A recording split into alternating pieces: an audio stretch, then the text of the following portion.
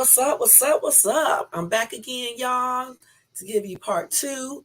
I told you guys if I got home early enough that I would come back and finish up my discussion that we were having earlier. But before I start off, let me just say welcome to Shades Tube. Don't forget to thumbs up. Don't forget to subscribe if you're not subscribed to the channel. And you can also leave a comment. And if you like, you can join the chat as well. I'm gonna wait to see if anybody would come in. Like I always say, I'm sure people are watching in the bushes, and if they don't come in into the live stream or whatever, they can watch the stuff. You know, the replay. That's what I'm trying to say, y'all. I just got home not too long ago, y'all, and of course, I had to do some little chores before I came in here to do this chat. But anyway, let me go ahead and put it on my other screen so I can see. All right, guys. Earlier we were talking about a lot of different news stories, and I elaborated on some of them and everything, but I did not get a chance to tell you guys about the rest of them. But before I go into the news stories, I want to finish up the discussion that I had about turmeric. I can't even say it tonight. Turmeric or turmeric. Okay. And I was telling you yesterday, I think that was yesterday or the day before yesterday, I was telling you guys that I was going to come back and tell you not only the pros of taking that vitamin, but also the cons of it. So before I do the news thing, I want to go ahead and tell you guys that. And then I also want to talk about another subject, which will be dealing with relationships. Okay. So let me go ahead and tell you first about the pros and cons of turmeric. Okay. And let me let you know again, do not take any medication, vitamins, do any exercise, stretching, or anything unless you contact your doctor to make sure you can do these. And also, my disclaimer is that everything in this video is protected by the Copyright Act of 1976, which gives us fair use. Shit. Y'all, this is why the acting thing just did not work out. You see how I start messing up. I'm like even messing up with my words tonight. This is crazy. Let me drink some water, y'all. This is crazy. I told y'all I do this, okay? Okay. Woosa.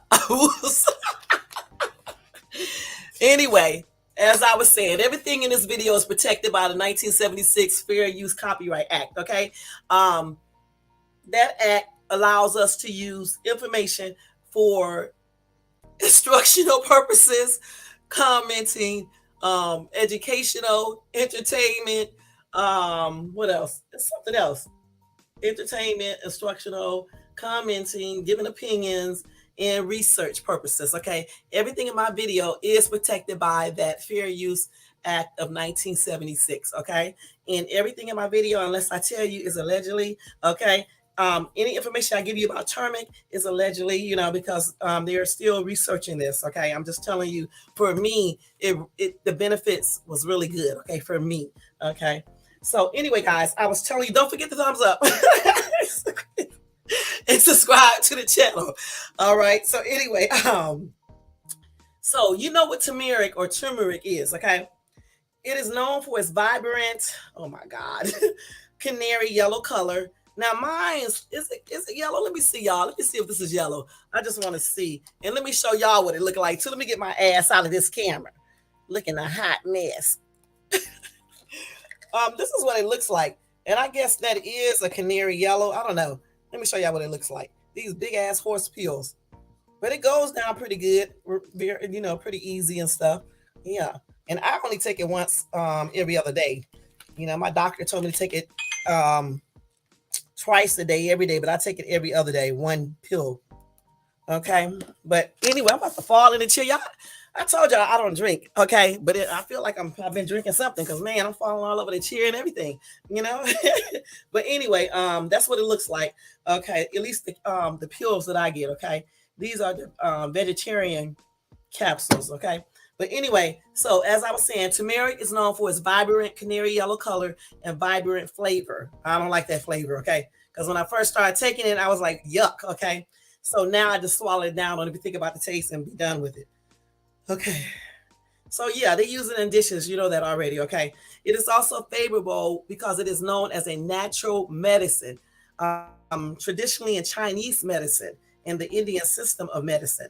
Turmeric contains a lot of health benefits, like being able to treat cuts and wounds, as well as help heal boils on the skin. I didn't know that.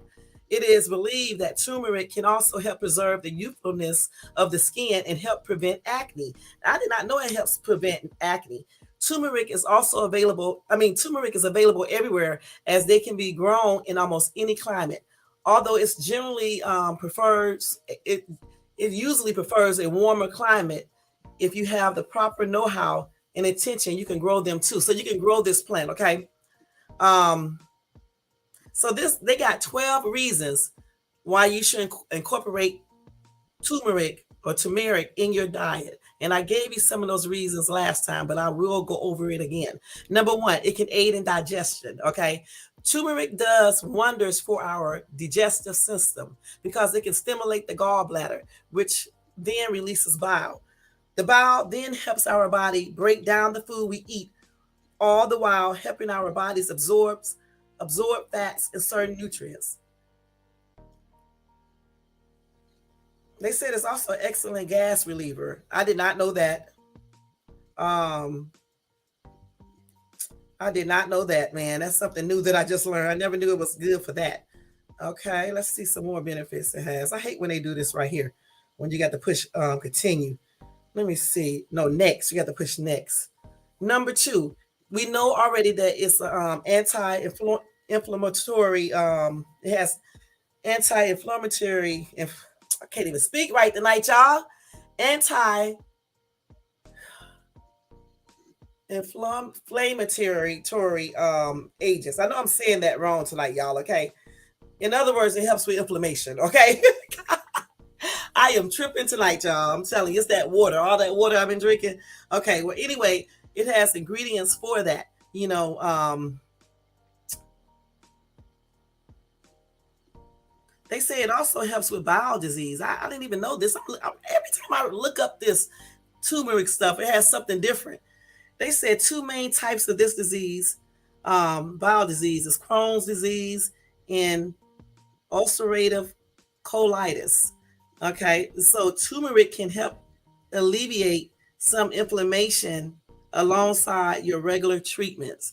I did not know this. Okay, so they said turmeric is helpful in combating inflammation because it contains an important compound called curcumin, which we talked about the other day, which is the main active ingredient found within. It has powerful anti-inflammatory effects, as well as being an excellent source of antioxidants. Consider discussing the benefits of turmeric with your doctor if you are dealing with inflammation symptoms. Okay. Number three, let's see what else is good for. Three. If you was with me the other day, you can remember some of the stuff that I told you. It can also help improve your liver function. Okay, so it helps to get rid of toxic substance. It manufactures our blood protein as well as stores blood glucose and produces cholesterol. Okay,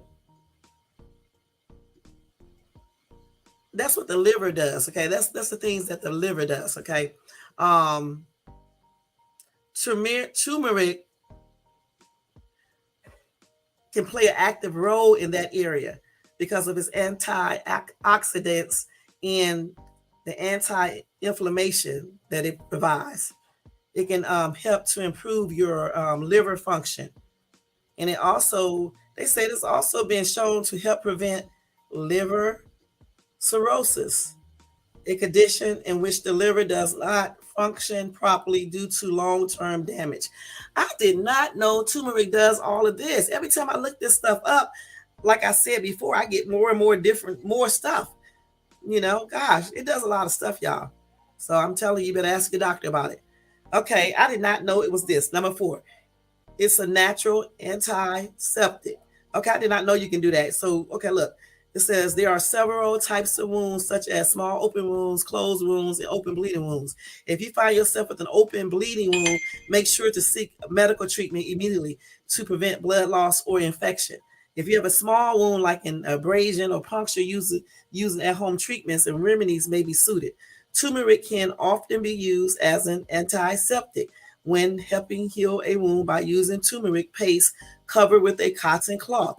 I did not know this. It can often be used in place of over the counter ointments. Once again, the active compound curcumin found in turmeric has anti-inflammation and antibacterial and antiviral properties, all contributing to make it an excellent choice for a natural antiseptic or antiseptic. That is great. So you can use that on small cuts and abrasions and stuff like that. Okay. So like if you just got turmeric, you probably got it in your cabinet because you put it as you can use as a seasoning. So I'm guessing you can use that, you know, versus using these pills and cutting open a cabinet or whatever the case is. That I didn't even know that. Now the other day I did already tell you about the number 5 thing, that it prevents Alzheimer's disease. Okay, they said it's not proven though that turmeric can cure Alzheimer's disease, but there are several studies that show it may help to prevent it. Key roles that are contributors to Alzheimer's diseases are oxidative damage and inflammation. Turmeric may help relieve oxidative damage in the brain and reduce inflammation. Like I was telling you guys the other day, they say it turns out that turmeric has been shown in some studies to help clear um, the plaque, the buildup of plaque, protein plaques, like I was telling you guys the other day. Okay. But you definitely, let's see, they say, while we don't know if consuming turmeric daily can definitely help prevent Alzheimer's disease, it's certainly worth a shot. Try implementing it into your snacks and meal at least once a day. Okay, so you have to take it every day in order to help prevent that. Let's see. Number 6, I did not know this. It's a natural painkiller. The next time you have minor aches and pains, such as sprains or joint pain, consider trying a natural remedy before you reach for your bottle of Tylenol or ibuprofen. Not only does turmeric give your dishes a rich, distinct flavor, but it can help aid your minor aches. It works by its anti-inflammatory agents that helps relieve minor pains. You don't need to eat turmeric in its powder form by the spoonful, but instead consider adding it to your dish as a seasoning to still achieve the healthful benefits it has to offer. You can even buy turmeric in a supplement form if you do not prefer the taste. And that's the way I do it because I won't be able to, put it in my mouth like that, or even put it in food and taste it because it's not good. Okay, we already know that it can help maintain your weight. If you change your diet and exercises, it can help you lose more weight. You know what I'm saying? Or maintain a certain weight. It said it helps prevent fat accumulation. It can help accelerate diet induced weight loss. It can help our bodies regulate our metabolism. And that's what it does. Okay. So they said again, consider adding it to your diet every single day or take one of these capsules every day if you want to use it for weight control and management. Okay. So let's go to the next one. God, this stuff does a lot. Number 8. Okay, I remember the other day when I was telling you guys that it's known for natural antidepressant. Gosh. Okay. Said depression is a very serious and unfortunate common condition in the present day.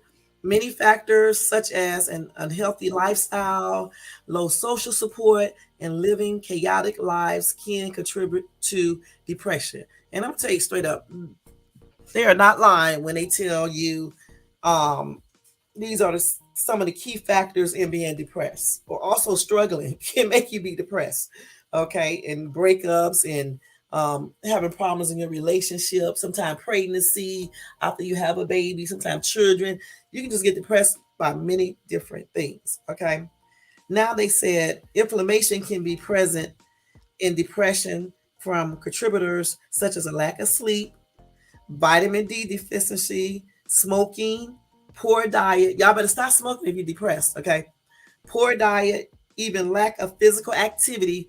Work out, go outside, enjoy the sunlight, go on the beach if you can, or if you don't have a beach, walk at the park or walk in your yard, get some of that sun into your life.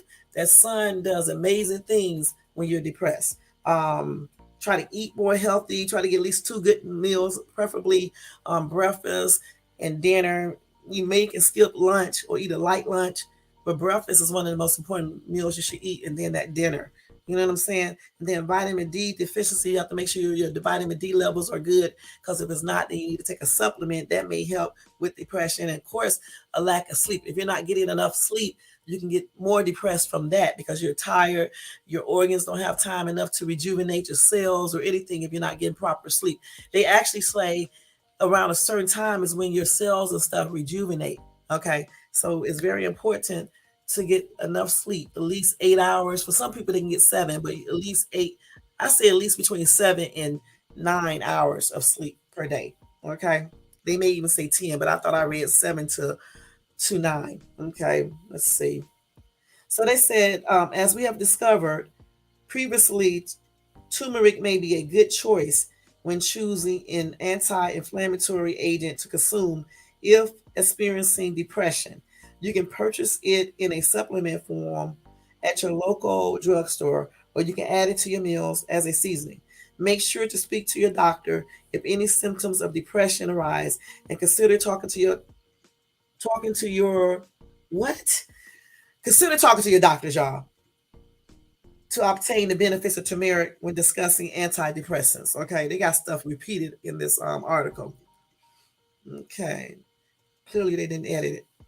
Let's see the next one. So number 9, it can help treat Surette. How do you say this?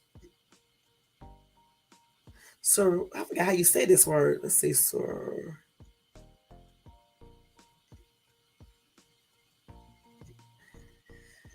I forgot how you pronounce this. Okay, let me spell it for you guys, because I know I'm gonna have to keep my other phone with me so I can go to Google things so they can say the words out for me.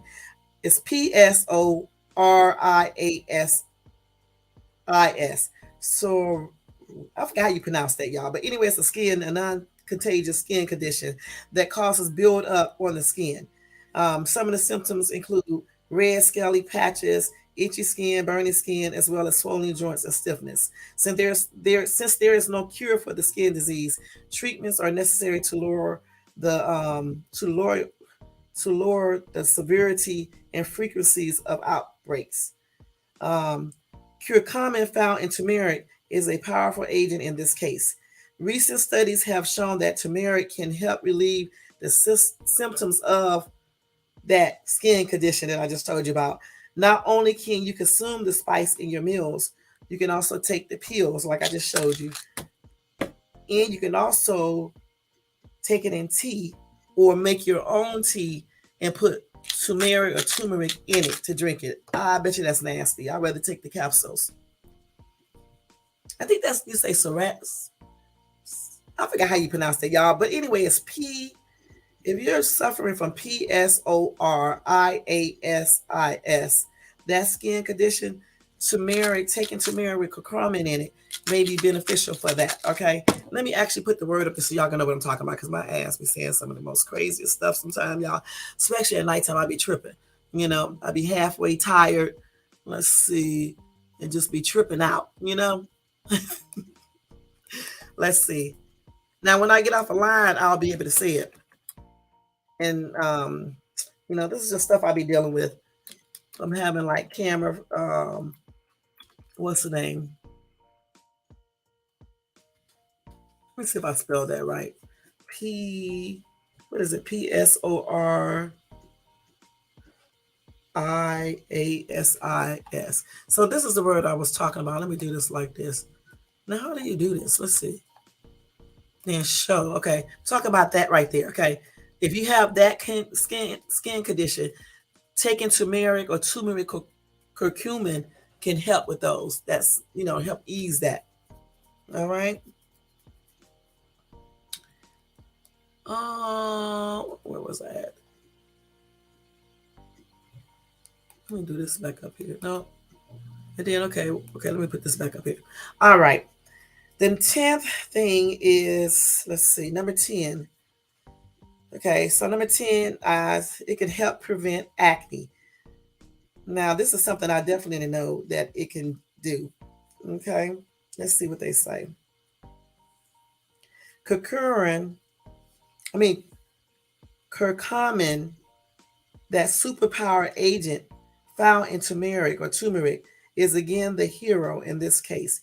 It can help reduce redness from acne as well as contain powerful antimicrobial properties.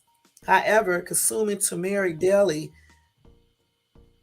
will give better results for your acne rather than rubbing turmeric paste onto your skin. Once again, when in doubt, always consult your doctor. I did not know that was good for your skin like that. That's pretty good.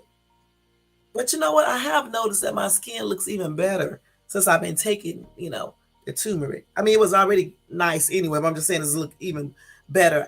I can see that those little fine lines that was coming, those what do you call those lines that's by your mouth? I see that those are minimizing a little bit more. You know what I'm saying? So it may be the turmeric versus the massage like I thought it was. I didn't know. There may be a combination. Who knows? Number 11, it improves immunity. Okay. It's been shown to help boost your immune system through the amazing qualities we discovered earlier, such as the antimicrobial properties, the anti-inflammatory and antioxidant properties. These all work to help boost our white blood cell count. These are the blood cells that help fight off bacteria. It can help encourage our metabolisms. It can help us get a good night's sleep. Now, I don't believe that one now because I never ever I had to take my allergy pills at nighttime in order to sleep, sometimes to sleep like 7 or 8 hours. It can detoxify our bodies. Okay, I can believe that. Okay, because I believe when you take turmeric, I believe you go to the bathroom more. You know what I'm saying? So I can believe that right there. So yeah, I can believe it does that. And they say all of these play important roles when building a strong immune system. So that's good, man. Let me see. Okay, no wonder I have not been sick. I know they caught colds in here, like real bad colds. And I thought it was the vitamin D3. It may be a combination though. Because I know I did not get sick, y'all, at all. I did not get sick. Okay, number 12, it increased brain function. Now, I told you guys about this the other day, that curcumin, the compound in turmeric, nourishes and protects the brain in a variety of different ways. It can help increase blood flow to the brain to improve memory and concentration, as well as increase neuroplasticity, which is your brain ability to change and grow throughout your lifetime. There are large varieties of benefits that turmeric can help contribute to improving the brain. It might be a good idea to consider taking it again every day. They said recent study shows that consuming turmeric daily may just help increase your brain function as well. Okay, that is great. If this stuff does all these things that they are saying, this is a wonder little vitamin. Okay. And then the one that I take, guys, also contains ginger powder, and ginger powder itself is very beneficial as well. Okay, let me see what they say about it. So ginger powder, that's why they have it in this turmeric. It's belonging to the same family of spices as turmeric, cardamom, and galangal. It shares a tart but widely applicable flavor in a vast range of health benefits. Um, in general, consuming ginger on a regular basis means giving your body a shot of nutrients, minerals, and bioactive compounds that scientific research has shown can benefit both mind and frame. Damn, that's good. Let me see. It reduces inflammation. The ginger itself reduces inflammation. So when you get with turmeric curcumin with ginger powder and the black pepper, that's the one you need to get, okay? Because the ginger itself has a lot of different benefits. It's also it's an anti-inflammatory and antioxidant properties. It can prevent or fight off a wide variety of infections and threats to the human immune system. It can help prevent the spread of serious illnesses from cancer to heart disease. And that's why they say cardiologists recommend people add these types of food to their diet that contains ginger or put ginger on it and things like that. That's something. So the ginger itself can fight off nausea, upset stomach. Okay, that's pretty good. Let's see what else. Actually, for me, that's why I had to start taking turmeric, right after a meal or something. Because when if I take it on an empty stomach, it can make me sick at the stomach, even though it has ginger in it. It helps with muscle pain. The ginger helps with muscle pain. Okay. And let's see what else. It helps with osteoarthritis. The ginger helps with osteoarthritis. There was glass in the chicken. There was glass in the damn chicken? Yeah. In the chicken? Yeah, I'm dead serious. Are you serious? I'm dead serious. Glass, like a whole big shard. Let me see. Look at that. What did we buy it from? What in the world? Target. Put it back in the chicken. I'm not gonna eat it because I mean, right. Put it back in the chicken. I want to take it back up there and let them see that. I took a picture. And take a picture of it too. That's ridiculous. They trying to fucking kill somebody. They better be glad, boy. Woo! I mean, I'm gonna take it right up there to them. That's ridiculous.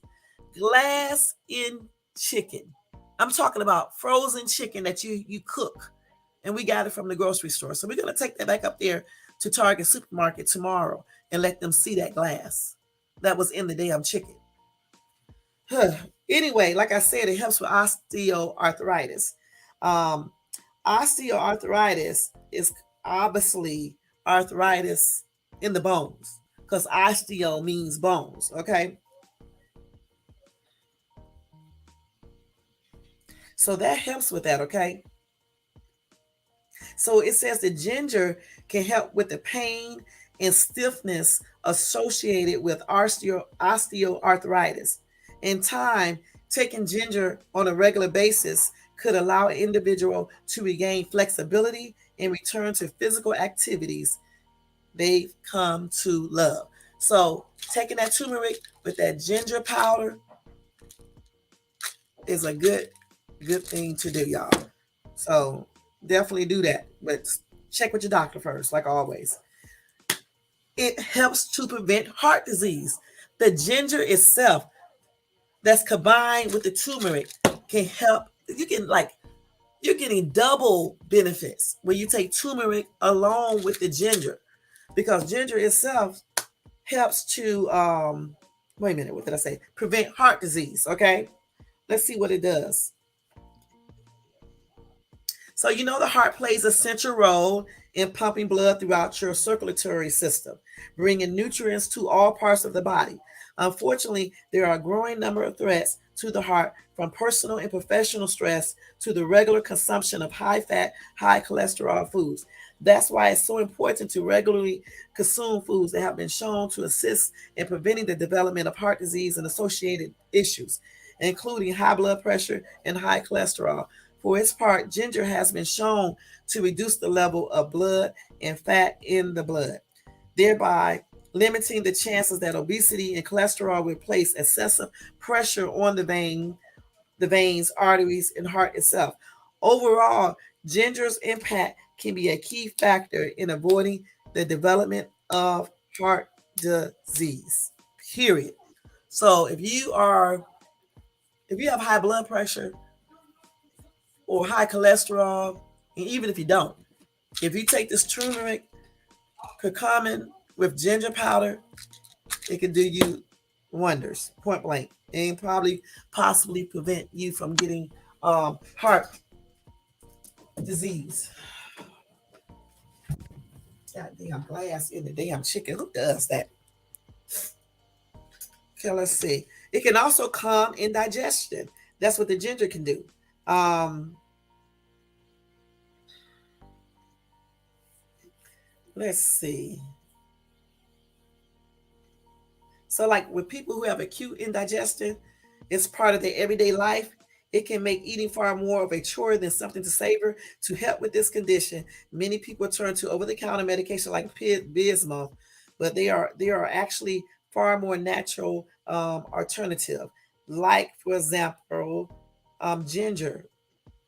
They said ginger root has been used to help treat indigestion, largely because it's been linked with faster emptying of the stomach, which can help calm pain and discomfort in this part of the body following a meal. So the ginger powder and the turmeric, again, that's another plus. Let's see what else. Okay, so the ginger can also, for ladies, overcome menstrual pain. Okay, I never knew that. So let's see how you do that. So they say you can take a gram of ginger powder to help reduce the pain from your menses. Okay, versus taking ibuprofen or some other type of menstrual pain reliever. They said it's a natural solution and it's the ginger. So that's another benefit. Okay, ginger. It can cut your cholesterol. So you know what? My cholesterol did go down some. Okay, it really did. So I'm thinking, the ginger that's in this turmeric, curcumin, it played a role in that. Damn, I'm so glad my doctor told me to get that and take it. So it says, as we age, your levels of lipoproteins or bad cholesterol tend to increase. This places increased pressures on the heart and circulatory system. And if it's left untreated, it can lead to serious health problems, including heart attack and stroke. To help with this, many individuals pursue special diets high in foods containing omega-3 fatty acids, which have been shown to help fight inflammation and lower bad cholesterol. So again, with taking that turmeric with curcumin in it and the ginger powder in it, and since all of those have inflammatory properties, I know I said that wrong again. And inflammation plays a huge role in heart disease and all that stuff. So taking this medication can help with that. It can help. It can help fight the inflammation, which in return can lower your bad cholesterol, because bad cholesterol comes from inflammation. Wow. It prevents cancer. Okay, they said ginger can help in the fight against cancer. Medical research suggests.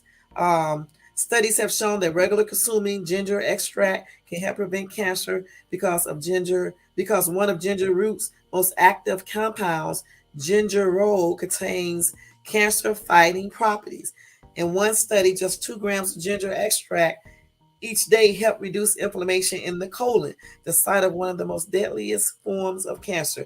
That inflammation, y'all, plays a huge role in all diseases, okay, including cancers, high blood pressure, even just everything. You know what I'm saying? And so once you control that inflammation throughout your body, a lot of diseases and stuff probably wouldn't even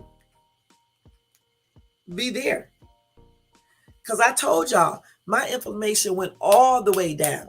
Okay, all the way down just by taking turmeric with curcumin and with this ginger powder in it. And that's why I'm telling you, that's probably why my cholesterol went down. I didn't know. See, I didn't know this stuff had that many health benefits. I knew about some, but not all of this stuff that I'm seeing now. Okay, so I'm just thinking right now, That's when my cholesterol levels was down more. Even my blood glucose level was down. Now think, if I was taking this every day like I supposed to do, I think I'm gonna try taking it every day again. I'm gonna take it every day, and then when I do my next blood test, I want to see if the numbers will go even lower. Okay, but when you take turmeric, it's better to take this after you eat, because when I take it before I eat, it makes me sick at the stomach. Okay, so I usually take it like early in the daytime, like I just took one not too long ago. Okay, and I usually take it after I get through eating, not before. Okay, so it said ginger can help in the fight against cancer, medical research suggests. Studies have shown that regular consuming ginger extract can help prevent cancers. Like I just said, because of the ginger's roots, most active compounds, gingerol contains cancer fighting properties. So I don't know if they have enough ginger in this capsule. I have to look it up or look at the back to see. But if it doesn't, then I'm sure you can get the extract that they're telling you to do and take it a different way, separate from this turmeric. Turmeric, but you need to talk to your doctor about that, because with this pill here, the ginger powder is in it and black pepper and everything. So I don't know. So you have to talk to your doctor about that if you need to take um, the ginger extract, or if you can take it just with the turmeric, combined with that, if that would be enough. Because sometimes when they combine certain stuff with the pill itself, it don't be enough. You have to take a separate pill. You see what I'm saying? Okay, let's see what else. So it does some of the same thing that the turmeric curcumin does. It boosts the brain function, of course. Um, So, I mean, it does almost the same thing. I'm not going to read all of that again because it does almost the same exact thing. It fights infections,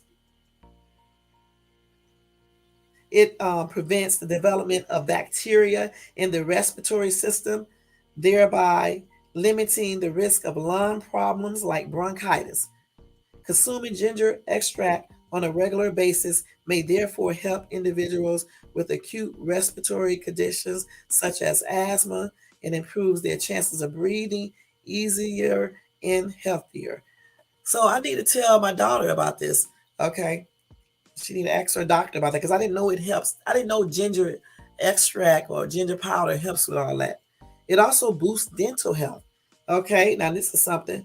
Ginger can help in the fight against dental health problems because it's effective in preventing the growth of many types of bacteria, particularly that associated with gingivitis and periodontitis. Okay, so eating ginger or consuming ginger often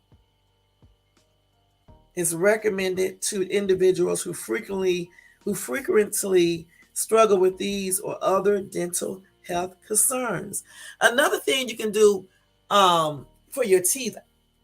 Now this is allegedly, okay.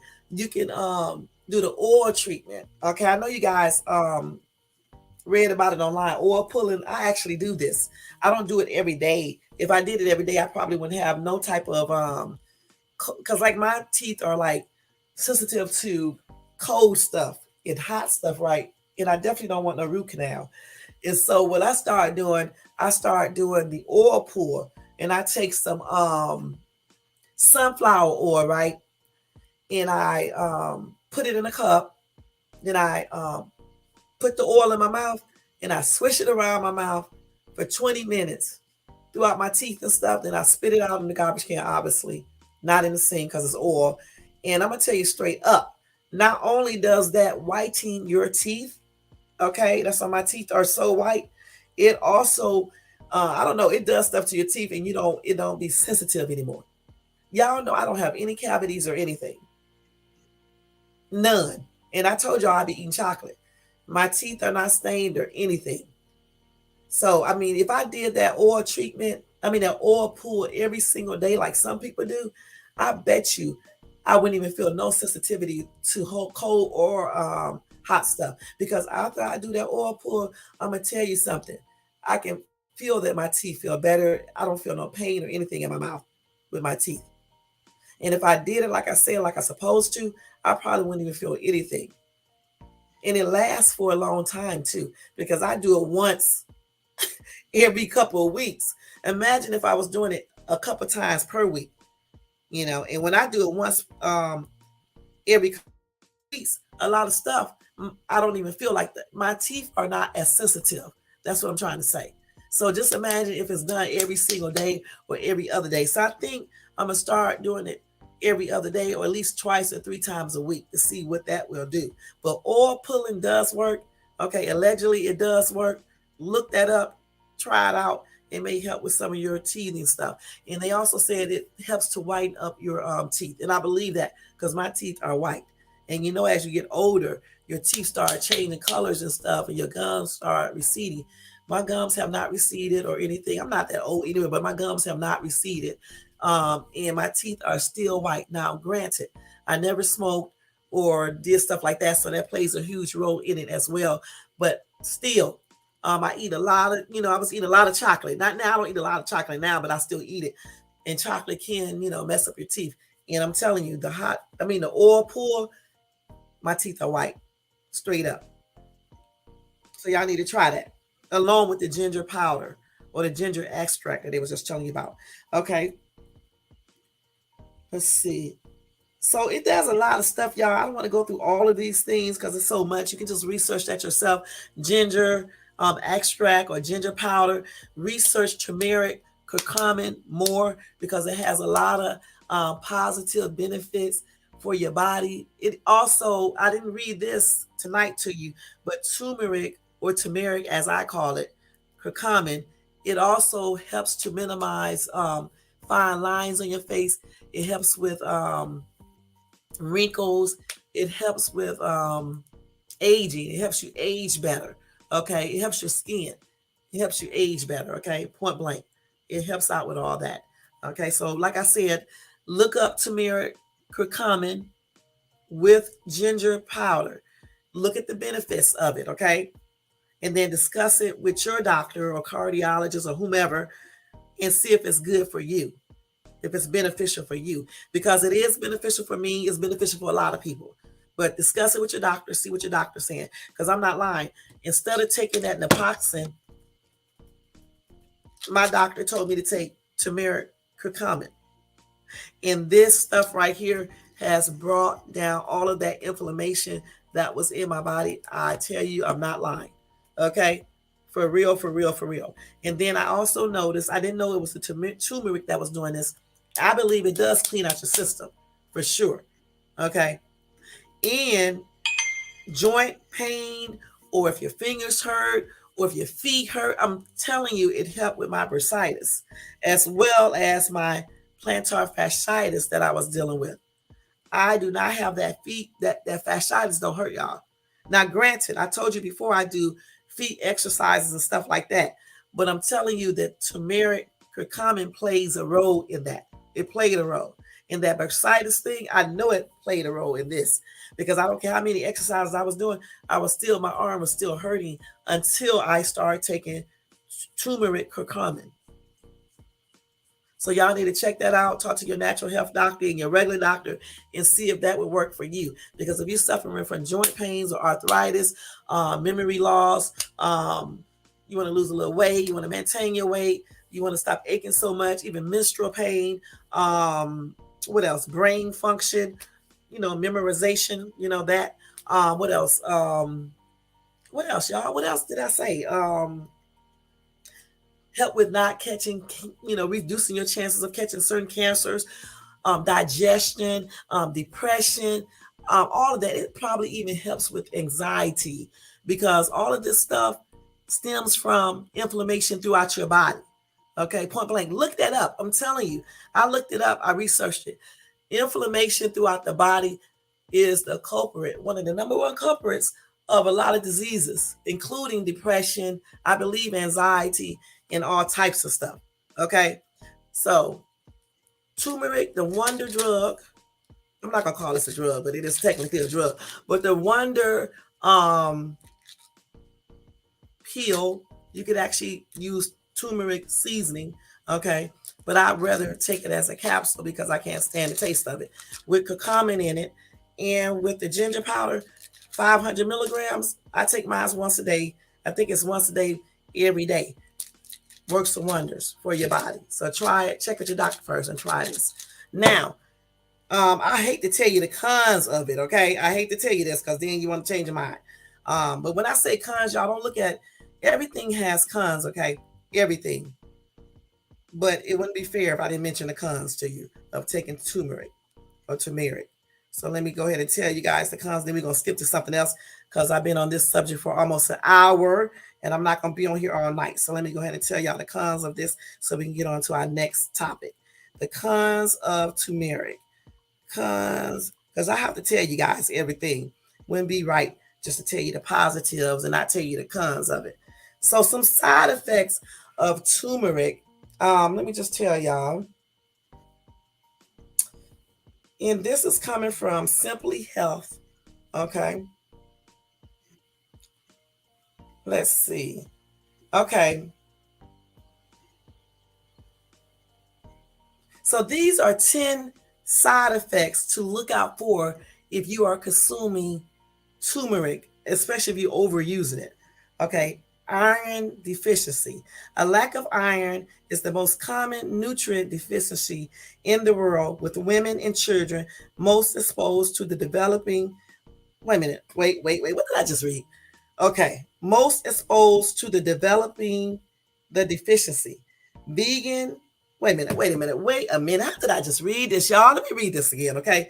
A lack of iron is the most common nutrient deficiency in the world, with women and children most exposed to the developing the deficiency.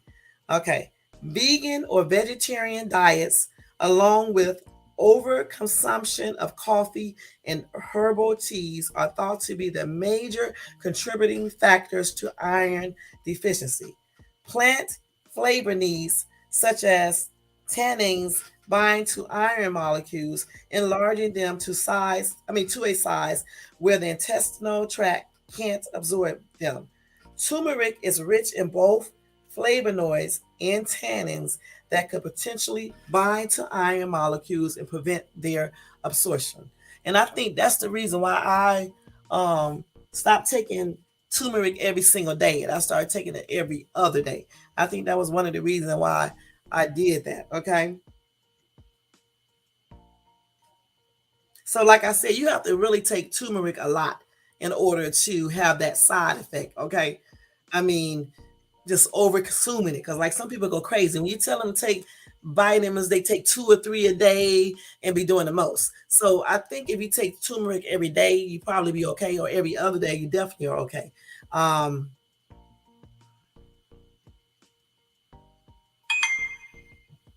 So just read more on that.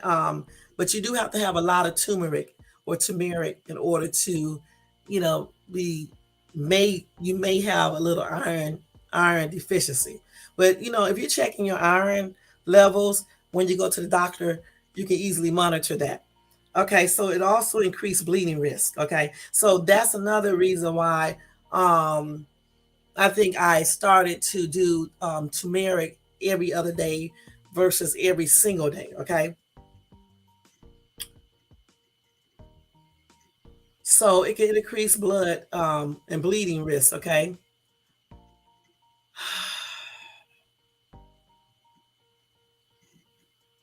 So people who are hemophilia, or I can't even say this other one, COAGULOPATHY, um, they which is a blood clotting disorder.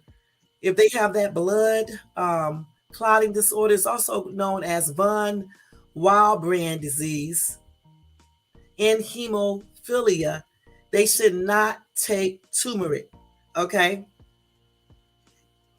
Because turmeric has antiplatelet or blood thinning properties that may affect coagulation, if I said that right, okay?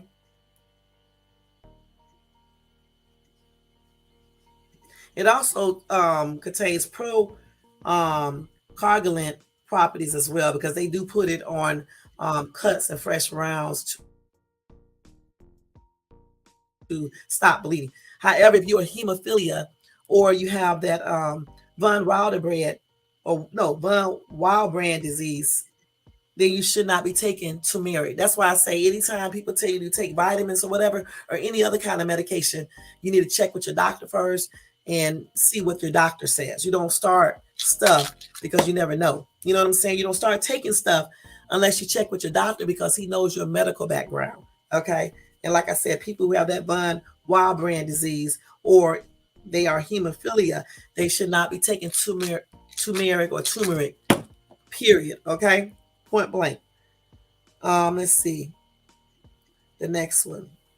Why is this on here? I hate when they put these crazy ads. Okay, number 3 is GERD. I guess that's GERD and other stomach issues. They should not be taking turmeric. It says stomach discomfort is the most common side effect of consuming too much turmeric or turmeric. Turmeric is an acidic, and eating it on an empty stomach will likely lead to gastric inflammation that results in bloating and gas. And I just told y'all, I can't take this on an empty stomach. That's why I said take it when you get through eating. Okay? Period. We know that turmeric treats gastrointestinal disorders and diseases such as Crohn's and irritable bowel syndrome. However, high doses of turmeric exceeding 12 grams can cause gastric side effects in some users, and also taking it on a empty stomach. Okay, so like they're saying, it's best to ease yourself into turmeric or curcumin supplementation, slowly raising the amounts until you reach your maximum dosage without experiencing any side effects. For me, I couldn't take it every single day, like I just told you guys. I had to take it every other day or a couple times throughout the week, and that's exactly how I do it. At one time, I was taking it every day at first, and then I start skipping days, like I just told you. They said the acidity of turmeric may also trigger acid reflux or reflux. So, like I just said, it says avoid taking turmeric with just water. It is best absorbed with oils and healthy fats. Start with a 1/4 teaspoon of turmeric powder mixed in a glass of water or tea and drink it down after you have finished a meal. So that's why I take my pill when I get through eating before my stomach is empty. Okay. And I just take one pill a day, every other day or something like that. Okay, so another side effect is gallstones and gallbladder contractions. Let's see. So what does it do? I'm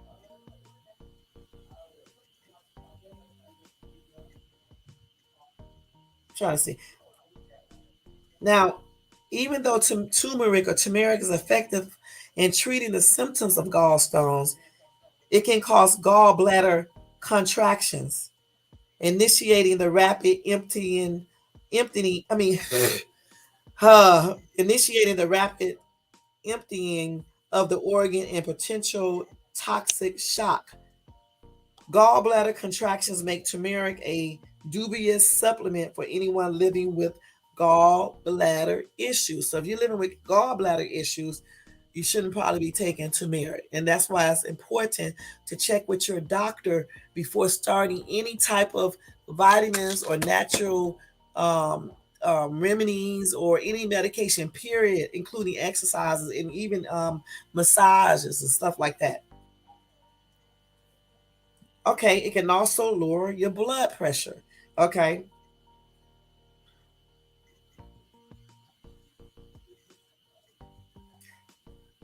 so let's see what it does. Now, if you have low blood pressure already, it is not recommended that you take turmeric or curcumin supplements. Okay, dosing turmeric or curcumin while you have a stomach disorder is tantamount to throwing gasoline on a fire and could result in severe cardiac arrest. So if you already have low blood pressure, okay, you don't need to be taking turmeric. All right. So once again, that's why it's important to talk to your cardiologist or whoever monitors your blood pressure and take care of you to see if turmeric curcumin is good for you to take. And then, like, I don't take it every day. Like I said before, I take it every other day or a couple times throughout the week. Point blank. So let's see what else. Okay, number 6, development of kidney stones. So turmeric powder is high in compounds known as oxalates. Oxalates. There are links between oxalates and the formation of kidney stones. Studies show that turmeric at supplemental doses may increase the risk of developing kidney stones. However, supplementing with curcumin extract does not raise oxalate levels a lot. The 6-hour oxalate absorption window for turmeric means that it could increase kidney stone risk. So again, it all depends on how much of this you're taking, okay? So they saying like a low dose of turmeric below 5 grams a day showed no concerning increase in oxalate levels of the initial stage of developing kidney stones, okay? So again, you have to watch how much you take turmeric. You can't be taking this stuff 2 and 3 times a day. My doctor told me take it 1 time a day, 500 milligrams. But again, I took 1 tablet a day for a month. And then when I started looking at the side effects, I think that's why, plus it was making me sick at the stomach. That's when I started taking turmeric every other day and then a couple times throughout the week. And it's just basically how I feel when I take how my body reacts. And that's what I did. If you have lower levels of turmeric, right, it's just better versus, over consuming or just taking too much. Some people just overdo everything and stuff, and they make stuff worse. They think they can take 2 and 3 of these pills and then it doesn't do anything. It's just like taking vitamin D3. Vitamin D3 is good to take, but if your vitamin D levels are good and you're sitting at home and you're taking that supplement, you can do some damage. That's why it's good to get blood tests done so you can know if you need to take vitamin D3. Now, my vitamin D is great, so I don't take vitamin D3 every single day. I take it a couple times throughout the week. That's it, period. Now, when I go back and get my lab work again and say if it's higher or something, then I won't take vitamin D3 at all. The main key is not over consuming anything and also getting your blood test done to check to see what your vitamin D is, to check to see what your magnesium is, your levels, to check stuff. And that way you'll know if you should be taking certain supplements. See, I don't like taking all these supplements unless I know what my levels are, because you don't want to take too much. Because like if you take too much iron, that can be a hot mess. If you take too much magnesium or vitamin D3 or vitamin C, it can just be a hot mess. Okay, so you got to watch all of that. The same thing with turmeric. If you take too much of this, it may cause, certain negative effects.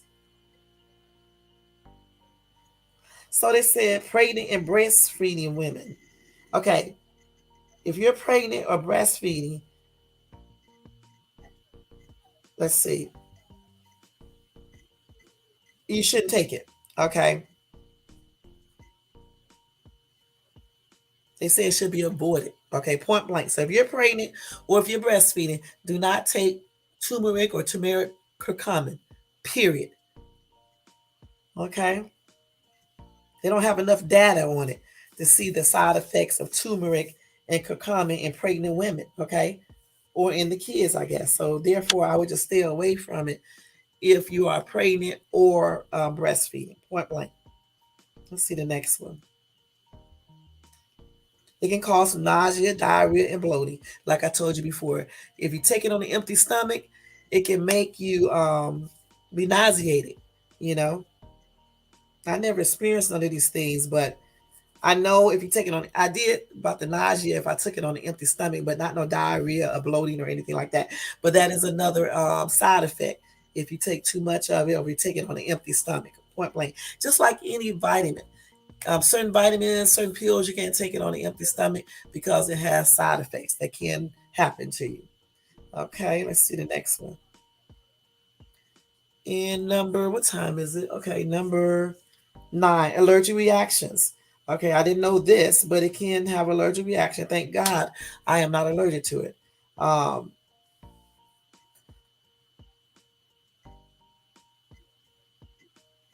some people get dermatitis, you know,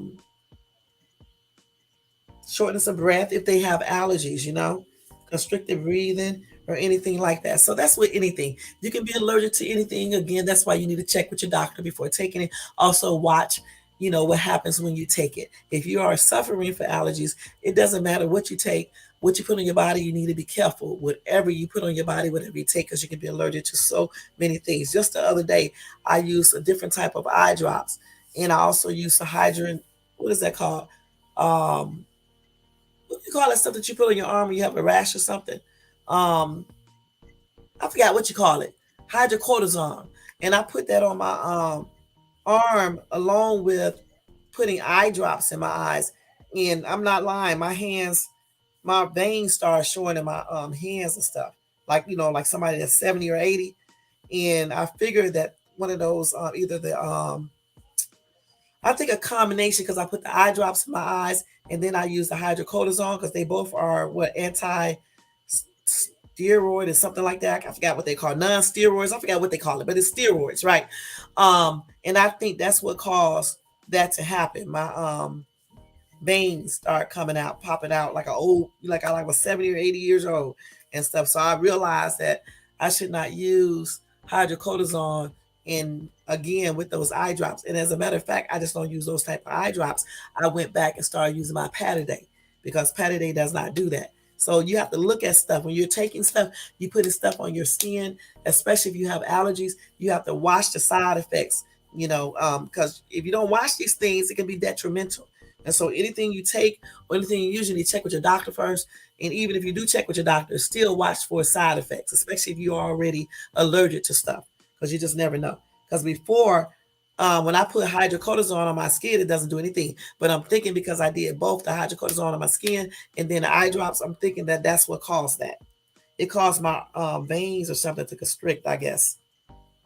And I was like, damn, it's like a horror movie and stuff. And I was just watching it in the mirror, and I realized it was coming from that. Okay, so number 10 is surgery risk and interactions with medication. Okay, so like with any medication, you don't need to mix them anyway. If you take a high blood pressure medication, you don't take Turmeric with it. You wait 2 hours or at least an hour. I usually wait like to 2 hours or 3 or 4 or something like that before I take another medication. Okay, especially when you're talking about taking hypertension medications or any other medication with turmeric. You need to wait for a while. Okay.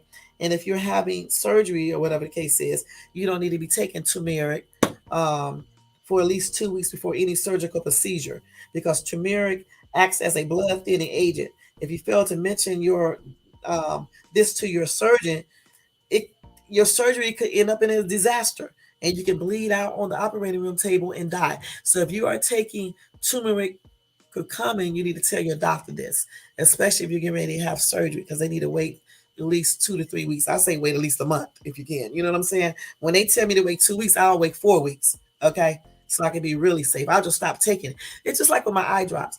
I switched eye drops, okay, which I shouldn't have. And when I switched, I didn't go into the next eye drop immediately. I waited some days and then switched. Just like now I'm switching back. So I didn't put the other eye drops in my eyes for days. And then I switched back to my Pataday, point blank. And I don't use a hydrocortisone on my skin at the same time that I do eye drops because it may be too much, especially since I have hypertension, point blank. So you have to watch all of this stuff. Oh, diabetes medication also interact with turmeric. Okay. So do not take diabetes medication. If you take diabetic medication, do not take turmeric curcumin. Okay. Also, turmeric interacts with particular herbs. Now, black pepper and ginger improves the absorption of curcumin. However, they say there is no real science to support this claim, like they always say. Okay. But anyway, if you are taking any type of diabetic medication, um, make sure you don't. I don't think you should just take turmeric, point blank. You don't have to worry about the interaction. Okay. Don't take this, point blank, if you're taking diabetic medication. If you're taking high blood pressure medication, do not take this medicine, this supplement with blood pressure medications. Wait some hours.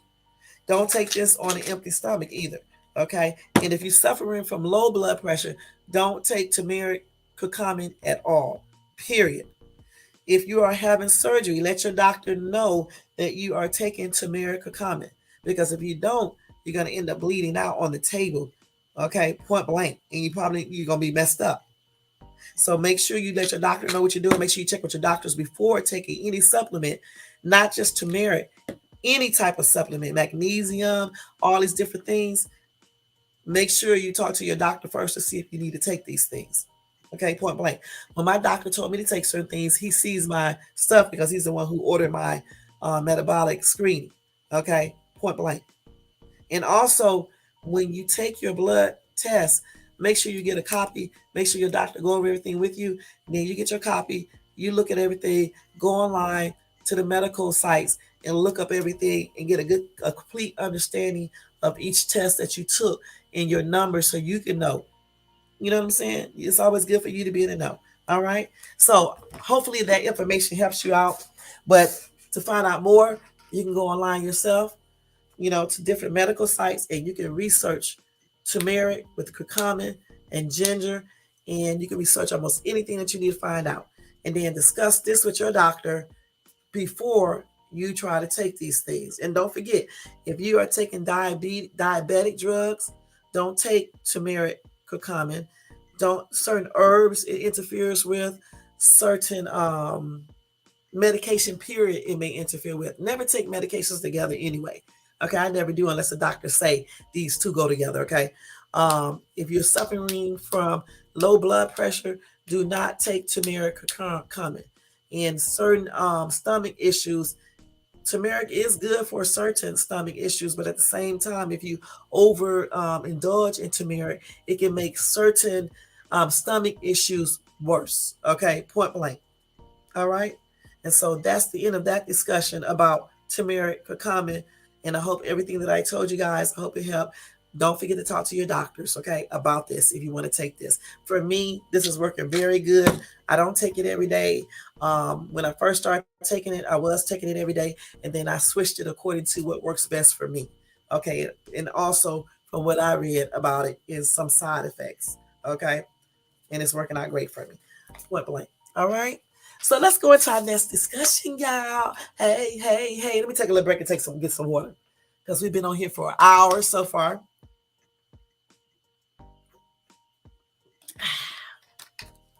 Y'all, let's go over these quick news things real quick, okay?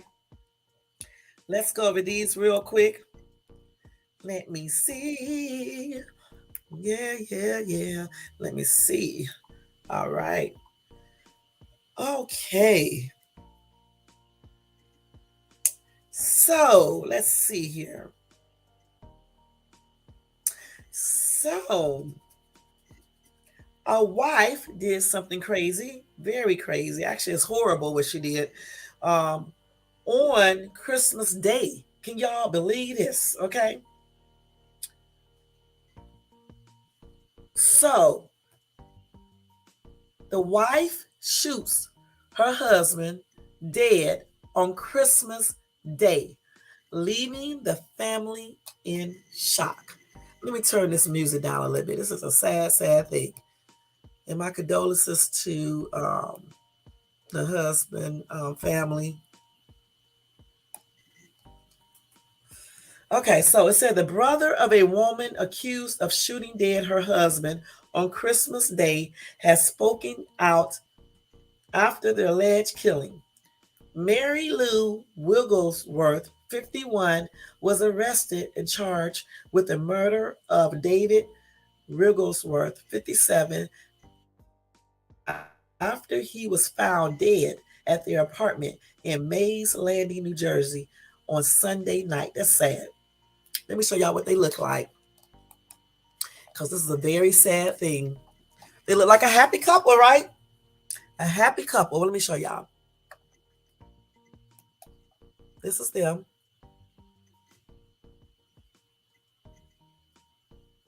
See, looks can be very deceiving. Happy, all of their pictures, they were like this, okay? Okay, so let's see. One man who knew the couple said they had always appeared outwardly happy and can be seen smiling together in holiday snaps posted on social media. Looks are deceiving. But Mary Lou's brother, Francis Gallagher, 58, told DailyMail.com that was not always the case and the pair were very on and off. He told the outlet they could argue about anything.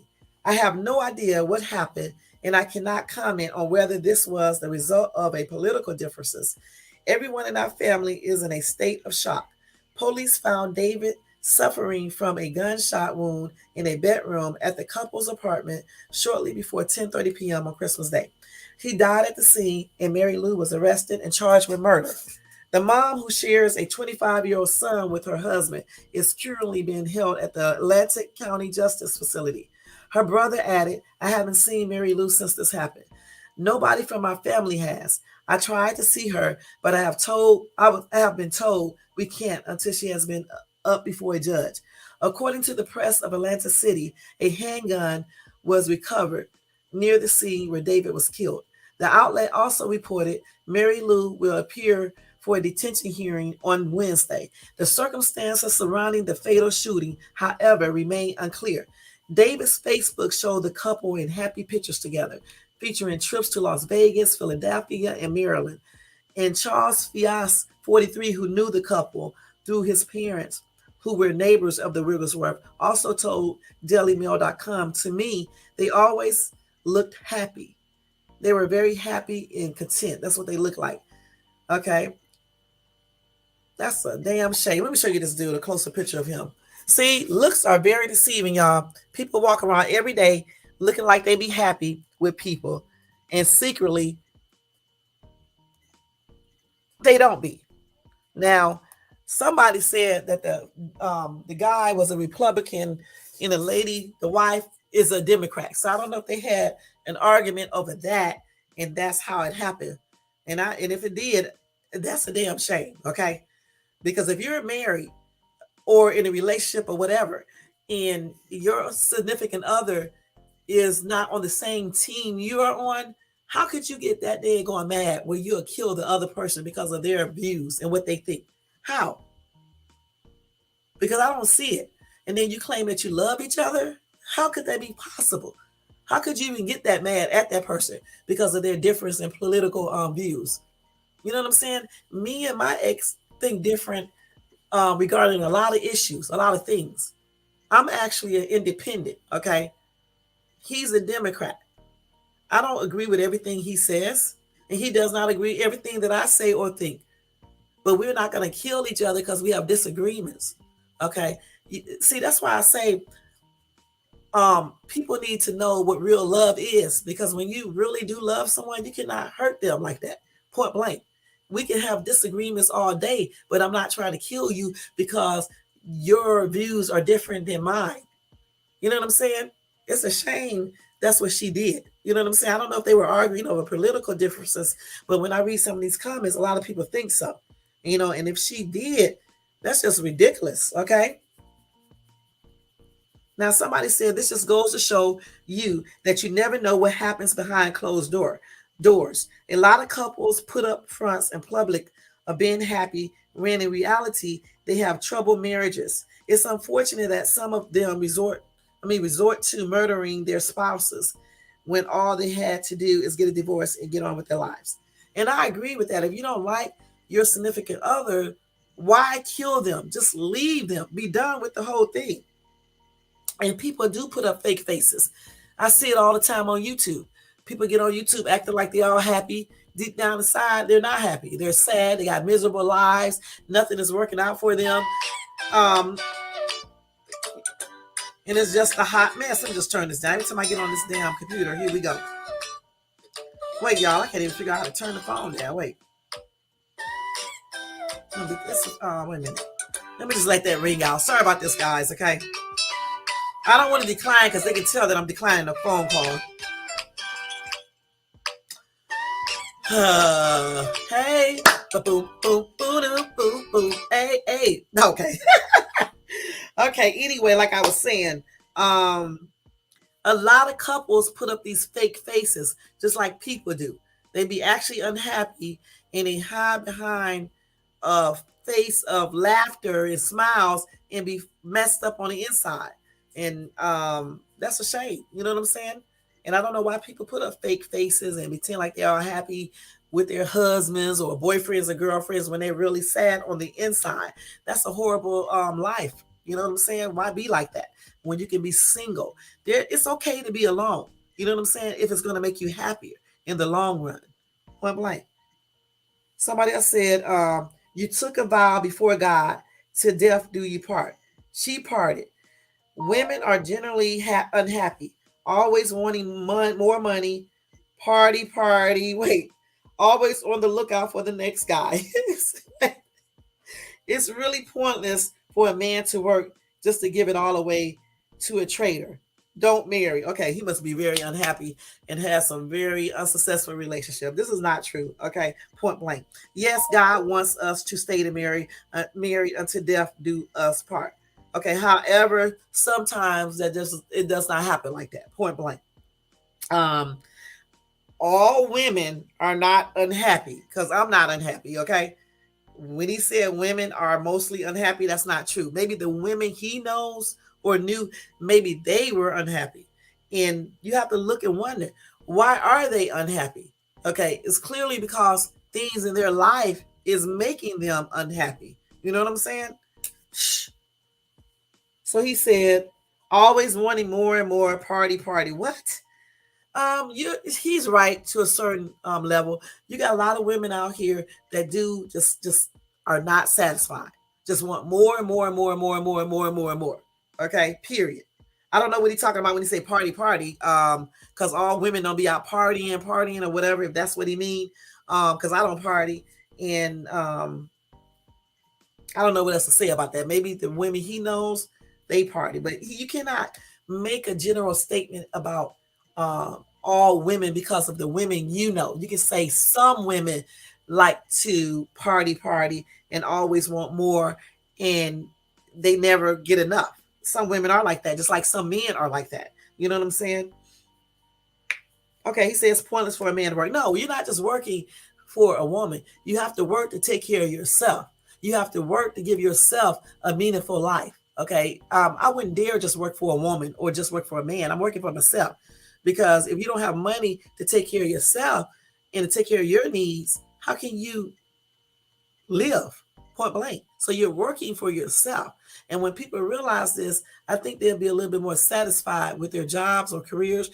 Always think and always go to work for yourself first. Okay, because if you're going to work for yourself first and take care of yourself and make sure everything is good with you, then you can help others. Okay, that's why it's always good to have a job first. Okay, get your life straightened out, then you find somebody, marry them, then y'all plan to have children and then take care of your children. That's why it's supposed to work like that versus the other way around. But if you do it the other way, you still get a job, a career, you work, get something that you like to do, that you enjoy doing. You work, you do what you need to do. You don't let nobody use you. Because if you pick out a woman that's continuously asking for a daggone money all the daggone time, you honestly probably need to reevaluate your relationship and what you're doing. And maybe you may need to talk to her. And if that does not work, you may need to do other things like split. Because no one wants to be used or taken advantage of. That's men or women. Okay? Point blank. So let me see what people said to him because he tripped me out with that one. Okay, now these idiots are crazy. Okay, I'm not even gonna read this thing. They just got to go into all this other bull stuff. Somebody said wife's brother doesn't know if it was political or not. What the H? Laugh out loud. I seriously doubt any married couples that disagree politically would resort to murder for their differences. That's silly to me. Um, I say it's crazy too. Who would kill their spouse because they are they don't think the same regarding politics? Who would do that? But you never know because people would be crazy. You never know. You don't know this lady. You just don't know what be going on in that brain. You know what I'm saying? And it may be other things added to that. You never know what was happening inside their household. Just because people are smiling and taking pictures smiling, it does not mean everything was going great within their relationship. Okay, point blank. Um, Somebody said the entire world has gone stark, wavy mad. What did she think was going to happen after she did that? Do these people think that far ahead, or do they just not give a blank at all? My God, she just threw away her whole life, and for what exactly? What the hell is that vaccine doing to people exactly?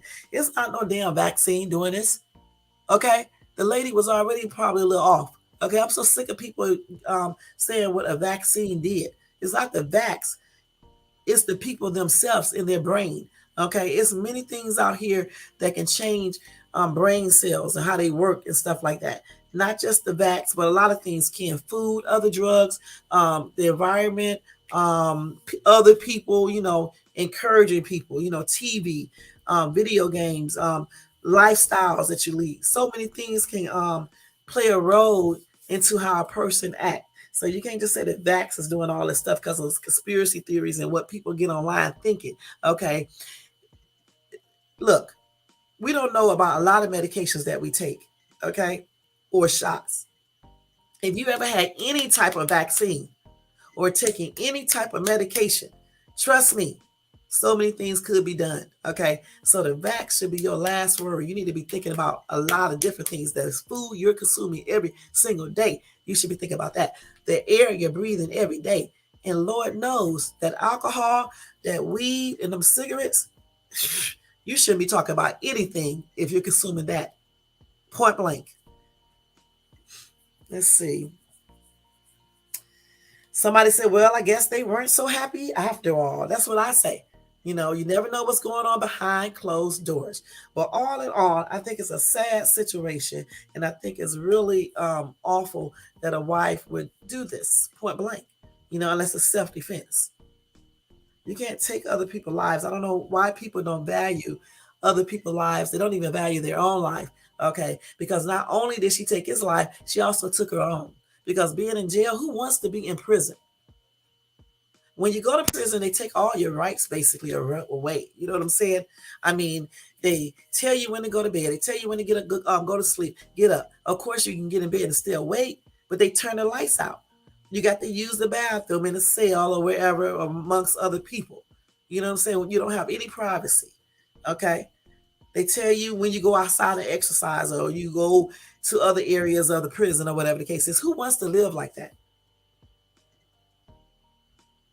So she messed up her own life as well. Okay, it definitely messed up his because now he has no life to live. And it's a shame that it ended up that way. Point blank. And my condolences to the family, like I said before, the friends and all that, and rest in peace to this guy. And it's just a shame. Point blank. Okay, let's go ahead and go to the next article. Okay, let's see. Okay, here's a nice little story right here that I want to tell you guys about. It's 9:22. Okay. Been on here for 1 hour and 24 minutes. Okay. A Buffalo woman saves a man with severe frostbite after getting him out of the storm and pleading for help in a Facebook live stream. Okay. As a powerful storm battered New York with blinding blizzard conditions in the early hours of Christmas Eve, a Buffalo woman jumped into action when she saw a man who was caught in the storm. Okay. Shakira Autry said she was home when she heard someone screaming on her street. When she looked out of her window, she saw a man calling for help in the frigid cold. Okay.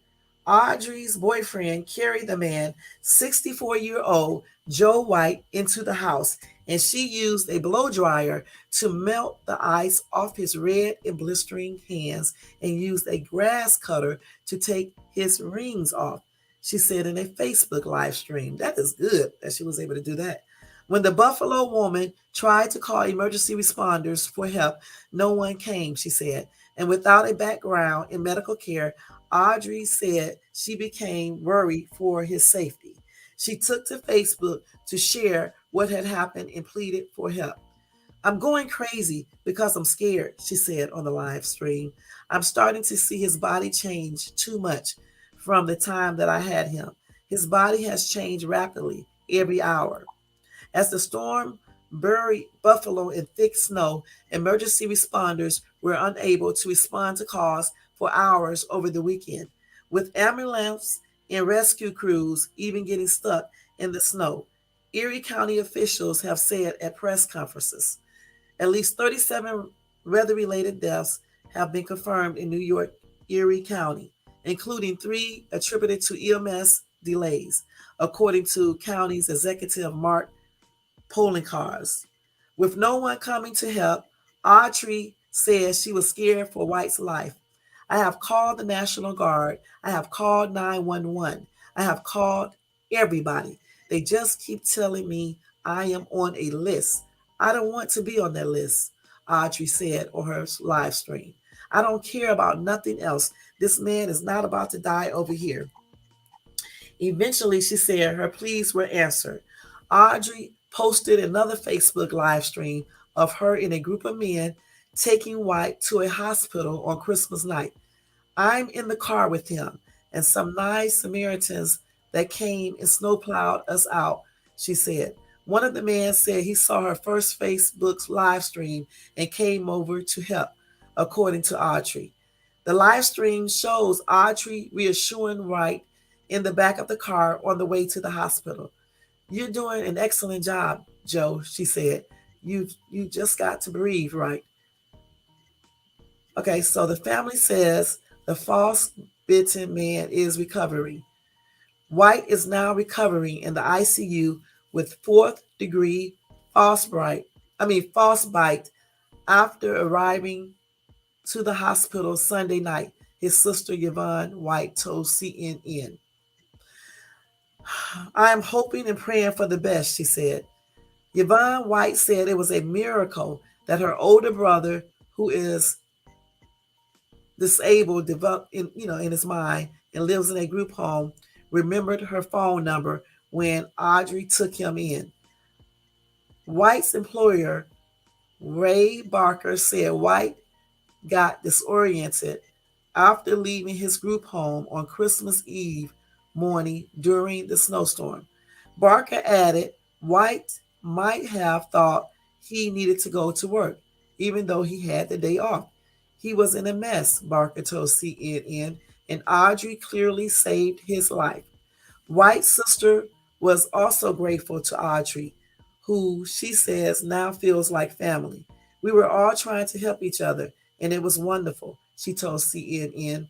And now I feel like I have a sister and three nephews, she said, referring to Audrey's and her sons. Barker is the program director of North Park Theater, where White works, and has known him for more than 30 years. White is the longest serving employee of the theater, having worked there since 1980. The theater is really his whole life, Barker told CNN. We've been worried sick about Joe Barker's. Wait a minute. We've been worried sick about Joe, Barker said. We know that he's getting good medical care at the moment, and we can't wait for him to get back to the theater. The theater started fundraisers for Audrey and for White, which have together raised over $50,000. And the theater honored Audrey and her boyfriend Trent with a message on its marquee. Thank you, Shakira and Trent. Get well soon, Joe, it reads. Okay? So this is from CNN News, okay? Let's see what some people said. Okay. Somebody said she has a beautiful heart. May God keep her and her family. for taking care of a complete, helpless stranger in a blizzard.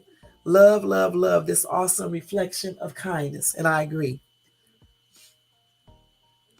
Somebody said this is absolute true humanity. I want to meet this family one day in my life. They sound like awesome people. God bless you and your family, girl. You got me up here in tears. You need a Humanity of Humanity award, and your family is awesome people. People walking around. Wait a minute.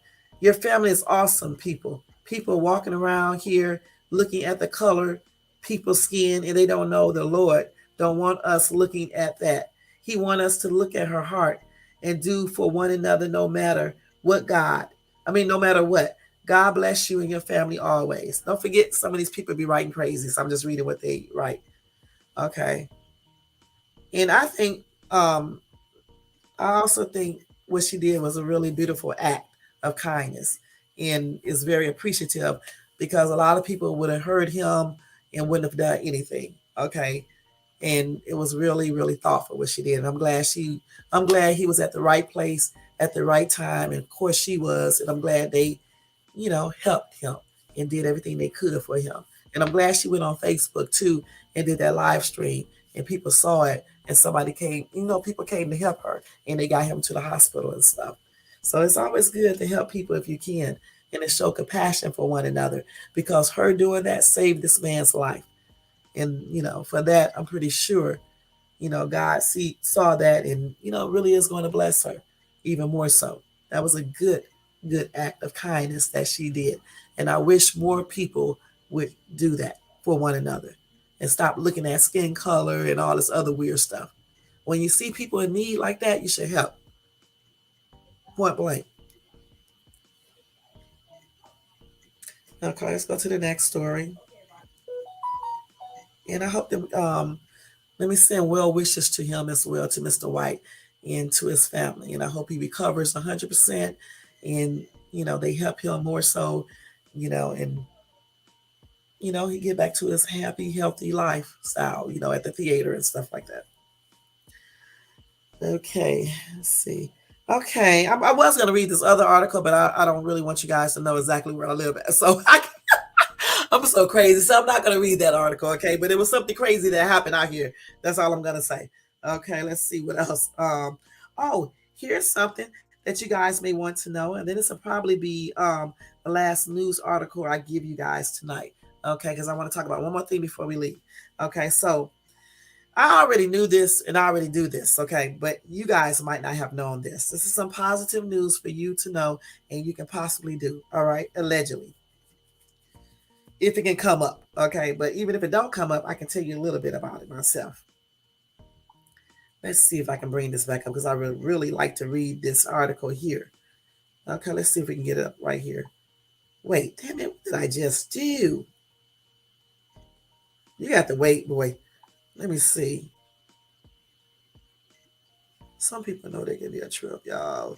They can be a trip. They can be a trip. Let's see. What was that article I was just reading? Okay, let me get it right here. This is on Newsbreak, y'all. Newsbreak.com if it comes up. Anyway, I'll just tell you while the article is trying to come up. They are saying that drinking a glass of water when you first get up in the morning can be very beneficial to you, okay? Now, me personally, I don't drink cold water, you guys. I drink room temperature water, okay? Room temperature, okay, in the morning. There's numerous reasons why I don't drink cold water when I first get up in the morning, or I don't drink cold water at all. It's very rare that I'll drink cold water. I usually drink room temperature water at all times. And occasionally I'll drink some warm water that's heated up for different things. Let me see if it'll come up. I don't know why this article is not coming up. Sometimes I hate newsbreak.com. Goodness. Let me see if it'll come up now. Let's see. I'm going to have to just type it in and find another article on this. Let me see. Because I definitely want to give you guys the right information. Let me do the benefits of it. Let's see.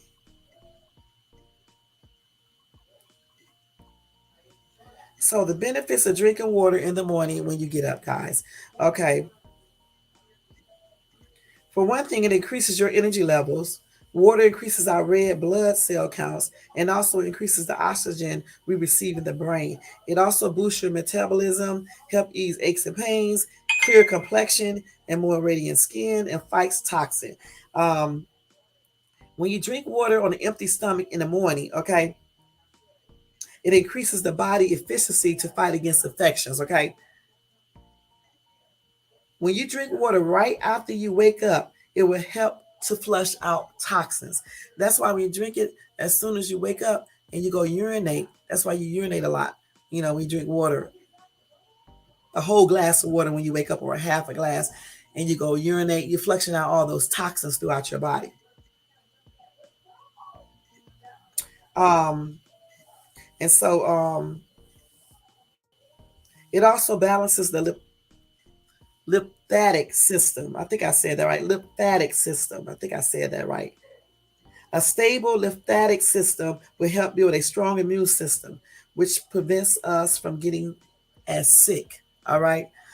Also, I had looked up a long time ago, when you drink water when you get up, it kind of, now I don't know if this is true. I'm just saying allegedly, it wakes up your organs throughout your body. Okay. I know y'all probably laughing and stuff, but that's what they say. Okay. This is allegedly, and I actually believe it does. It just rejuvenates your organs, and it rejuvenates you when you drink a room temperature, a cup of, or either a glass of room temperature water in the morning time before you actually eat. It definitely flushes out your system. Okay. And I actually think that it rejuvenates, it wakes up or refreshes. Let me use that word, your organs and stuff. I know that sounds crazy, but that's what they believe. And this is allegedly. And I've been doing this for the longest. Um, so let me go ahead and read this right here. So 6 of the benefits that they say it does. Um,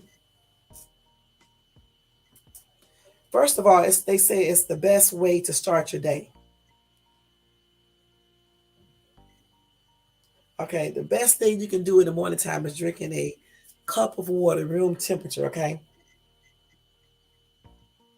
um, 60% of the human body is made of water. It can vary depending on your age, your gender, and hydration levels. Okay, the reason why you need water is because the body needs water to lubricate joints, regulate body temperature, transport nutrients, excrete waste via through urine and sweating, and it does some biological functions that rely heavily on proper hydration. Okay, now every day your body loses water naturally through normal processes like urinating, sweating, exhaling, and things like that. Um, if you exercise a lot, especially in hot weather, or if it's hot outside, or certain medications can make you lose fluids even faster. So you have to make sure you stay hydrated. Okay. So definitely everybody should be drinking water every single day. Don't overdo it, but drink the amount that you need. Okay. Now, they say when you're sleeping, it's not possible to keep drinking water unless you need, because I drink water. I wake up throughout my sleep and drink water. I know that's weird, y'all. I be doing some weird shit, okay? That's why I be getting up going to the bathroom. Um, Throughout the night, your body loses fluids, okay? So drinking water when you first wake up in the morning can certainly provide some healthy perks, okay?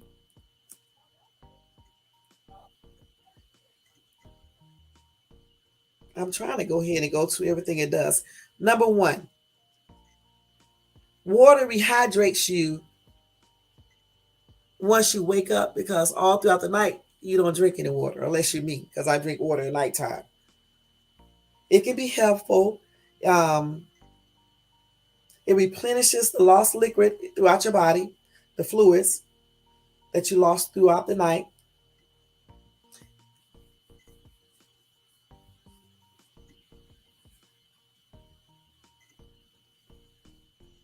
It increases your energy levels when you drink water first thing in the morning on an empty study.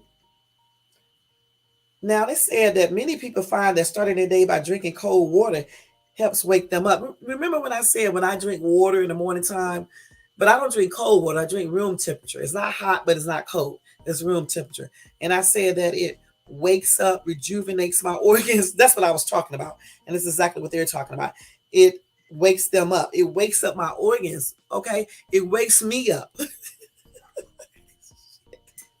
You know, Y'all, when I say it wakes up my organs, I'm just being crazy, but it does. It just rejuvenates me. It makes my organs feel like they're working better, point blank, because your organs need water. Okay. What else they say?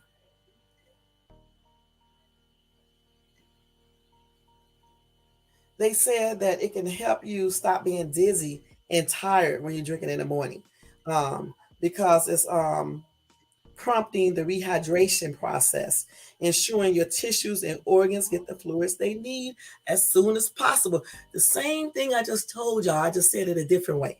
Okay, when I said it rejuvenates, it make my organs feel like they're waking up because my organs are getting water. Okay, it boosts mental performance. Okay, um, it can help maximize your mental acuity and productivity throughout the day, according to Dr. Kelly. Dehydration is also linked to brain fog and headaches.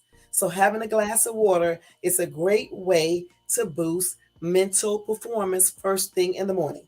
All right. Even mild dehydration is linked with some short term memory loss and concentration. So, if you want to stay on top of your game, do what I'm doing right now. Get you some of this water. That's what I'm getting ready to do right now. Watch or listen. Okay. And I got a big old thing of water. I'm going to show it to y'all in a minute. But don't overindulge in water, okay? Because too much of anything is not good. It also can stimulate your metabolism, okay?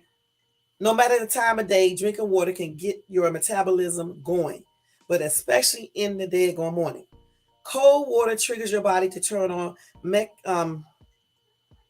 mechanisms called cold activated thermogenesis. Okay, genes. I can't even pronounce this.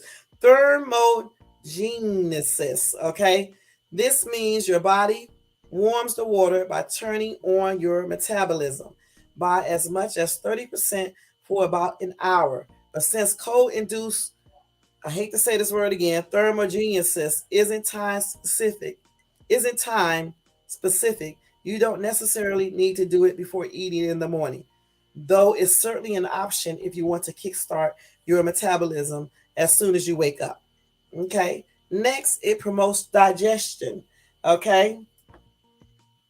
If you stay hydrated, it's helpful for easy constipation, a common side effect of dehydration. Warm water, in particular, has the potential to break down the food you have eaten at a faster rate than cool water. And that's why I do drink room temperature water. Okay. Therefore, if you're prone to constipation, drinking water when you wake up can kickstart the rehydration process and get things moving ASAP. So if you have problems with constipation in the morning time, take you some room temperature water or warm water, and it can help kickstart the rehydration process and get everything moving faster, just like I said. Okay, it can break down food better. Okay, thus easing constipation because you're gonna have more fluid and make it. I don't even want to talk about it, but it's gonna make it easier. Okay, for for you to go to the bathroom, and it definitely works. I can tell you that straight up. I don't never be constipated. I have never been constipated ever in my life. All right. Next, it curbs hunger pains, and that is true. If you're not one for a big breakfast, if you don't have time to eat, or you find you're still hungry for junk after eating breakfast, sipping on water first in the morning on an empty stomach can help. As a 2018 study notes, drinking water throughout the morning can quell the sensation of hunger, potentially easing a grumbling stomach until you're able to eat. Of course, if you need to eat, eat. It's very common to confuse the feeling of thirst with the feeling of hunger. So stay hydrated. So staying hydrated can reduce your urge to snack or overeat when you aren't actually hungry. Okay, so it's good to drink that water so it can help you stop eating stuff that you don't need to eat. Okay. Also,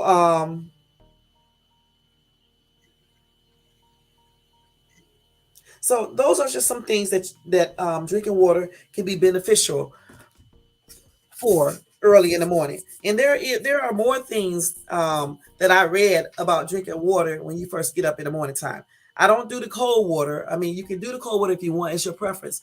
I do room temperature water because for me, I don't like drinking excessively cold water unless it's extremely hot outside. Because I also read some negative things about drinking very cold water. Okay, what it does to your organs. So I don't choose to drink cold water when I first get up.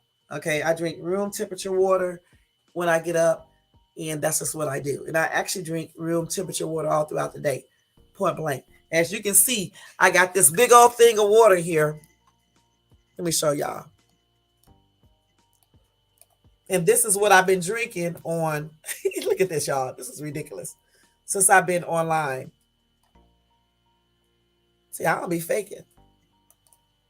Okay, so yeah. So make sure when you get up in the morning time, drink your nice little cup of water before you eat and see what it can do for you and see if it'll make a difference in your life. You know what I'm saying? Just like everything else that I'm telling you in this video. All right. So I think that's it with the news that I'm going to read to you guys tonight.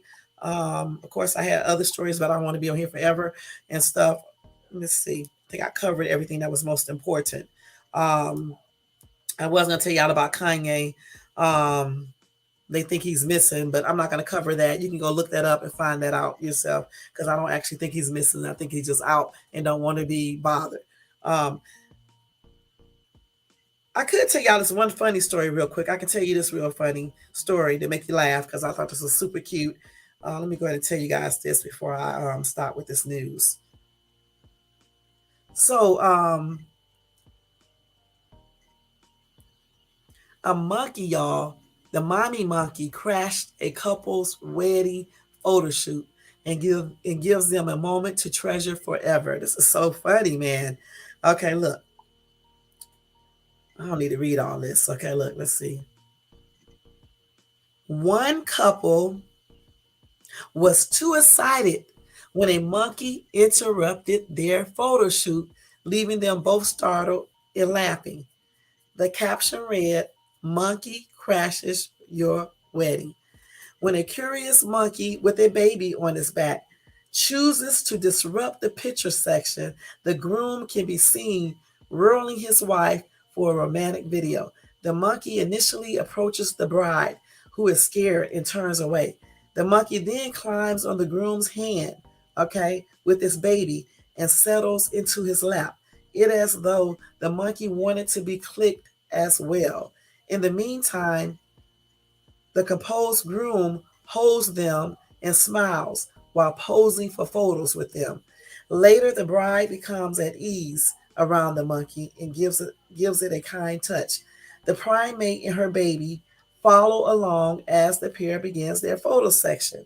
Social media users have shared the video and left several funny comments. Okay, let me show y'all the video. This is super cute though. When I saw it, I was like, wow, this is super cute. Let me show y'all. This will make y'all feel happy tonight. Let me show y'all. So look. Wait. Do it have sound? Okay, let me show y'all.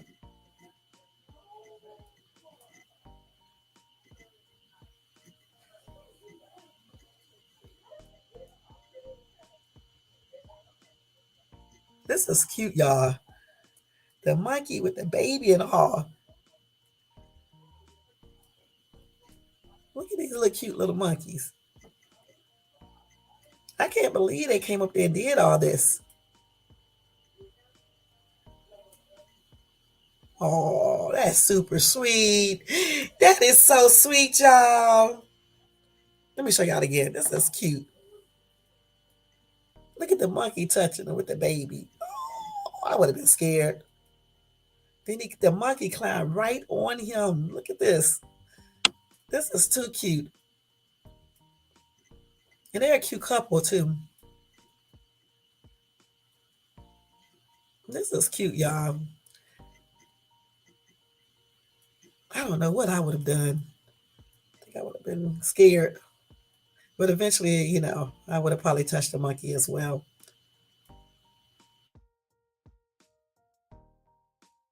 This is a cute, really nice. And they would have those pictures, that video forever. Super, super cute. Let's see what some people said. Oh my goodness, if that wasn't the sweetest ever. She wanted to show off her little one. I would have been in heaven. Good luck, couples. Congratulations. That's too cute and very memorable. I mean, that's too cute. A one in a lifetime and never to be redone.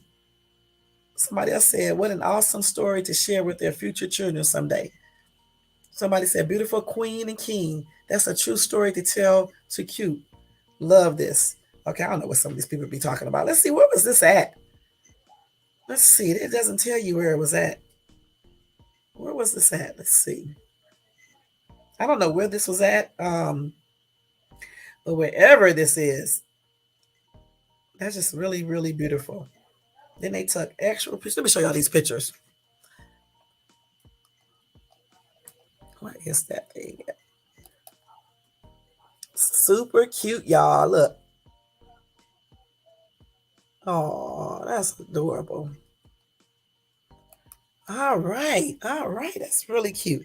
All right, guys, let's go on to the next topic. That was really cute because I got a couple more minutes and then we're going to get off of this video and stuff and in this live section. So I was checking out somebody else video today and they were talking about, can you find love online?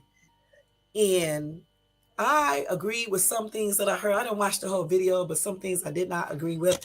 I actually think that you can find love online if it's the right person. What do you guys think? Do you think you can find love online? Okay. Like I said, personally, I think you can if it's with the right person. Because the thing is, in this world today, if you meet a creep, it don't have to be online. It can be in person. And a person will still be a hot mess. Okay. The thing about it, when you meet a person online, you talk to them a lot. Okay. If you're talking all the time, especially for hours at a time, every single day, I honestly feel like you can get to know a person. Eventually you're going to meet. I'm not talking about people who just talk online and never meet. I'm talking about if you meet somebody online at first and then eventually you meet. I honestly think you can find love. And there's been many of people, you can look it up online, that found love online. They get married and everything. And some of them are still together right today. Okay. But it all depends on the person that you meet and also what you are looking for. Okay. Because there's a lot of bull crappers online that like to play games, that talk to 50,000 women or men and tell each one of these women or men the same thing. But at the same time, there are genuine people who are actually looking for a significant other online. Okay. And you can tell when somebody is serious online. Okay. I don't think nobody, unless they're a scammer, would spend all day talking to a person every day, all day, if they weren't serious. Okay, because that takes a lot of time to sit online. To sit on the telephone with someone, talking to them for 5, 6, 7, 8 hours, even falling asleep on the phone together. It takes a lot to do that. And then doing FaceTime videos and stuff and sharing things that you do throughout the day. Okay, so if you meet a person online and you're doing all of this, okay, as well as sharing your day-to-day activities with this person on video and incorporating them into your life, telling them things about you, I believe that you can find a sincere relationship like that. I really do. Now if you meet somebody online and they're being secretive, they barely want to talk to you, they seem like they're lying, they probably are. You know what I'm saying? But you can kind of tell if people are legit when you meet them online. And as far as you want to see what somebody look like, that's why you do videos with each other. In today's world, we have Zoom, we have every phone you can do video calling. So you can see a person. The day of not knowing who you're talking to is over. And if you know the person's voice, you know it's not no one else pretending to be that person. You know it's that person. Okay, point blank. You know, like I said before, I think you can find love online. It all depends on what you're looking for, what you're willing to do, um, how you are going to make it work. Okay, and if you two are both, mature enough, honest, dedicated, and into each other. You have to be into each other. Okay, point blank. I have met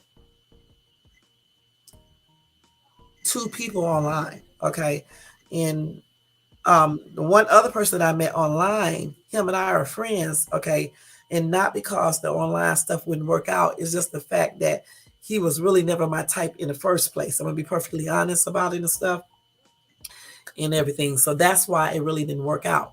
Then the second person that I met online this year, we all know why that did not work out like it should have. But the thing is that if when you meet people online, you both have to be mature, okay? One thing that I don't like though, when you meet people online, you cannot be mixing your online relationship thing with other things that you do online. In other words, whatever you do with this person you met online, you keep it between you two. You don't bring that into your online environment. You understand what I'm saying? You don't let everybody in social media know about what you're doing because you got people out here that be jealous, that are negative. Everybody got advice to give you, and they can't even maintain a relationship themselves. You know what I'm saying? Or never have maintained a relationship. Okay, so how can they really give you advice? Or either some of them do have a relationship, but they be fake. Okay, so that's why you want people to stay out of your relationship and you maintain your relationship, whether you meet someone online or offline. Okay, and another thing is that when you have an online relationship, you have to be honest to yourself and to the other person you're talking to. If you are sincerely trying to look for someone online and it's one on one, that's the way it should be. You shouldn't be talking to this person that you met online pretending to be one on one, but yet you're talking to other people as well.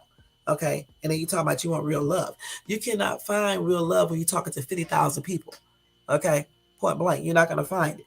You got to pick that one person and go from there. Now, granted, if you want to mingle with other people, the person that you're talking to, you need to let them know this. So that person can do the same thing and then find out who is the best. And then if, you may come back together or you may not. I just think everybody need to be honest when you are dating, period, and especially online, because the only thing you have when you're dating somebody that you met online, all you have is the telephone. Okay, the telephone and video calls. And so you have to, make that person feel secure.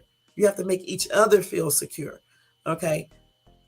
Because if they're not secure, they're going to think you're talking to this person, you're doing this, you're doing that, and things like that. And you got to be willing to devote time, because in order for an online relationship to bloom, you got to spend time talking, communicating together effectively, learning about each other. Okay, because you can't visit each other like regular people would do. So the phone is what you have more than anything.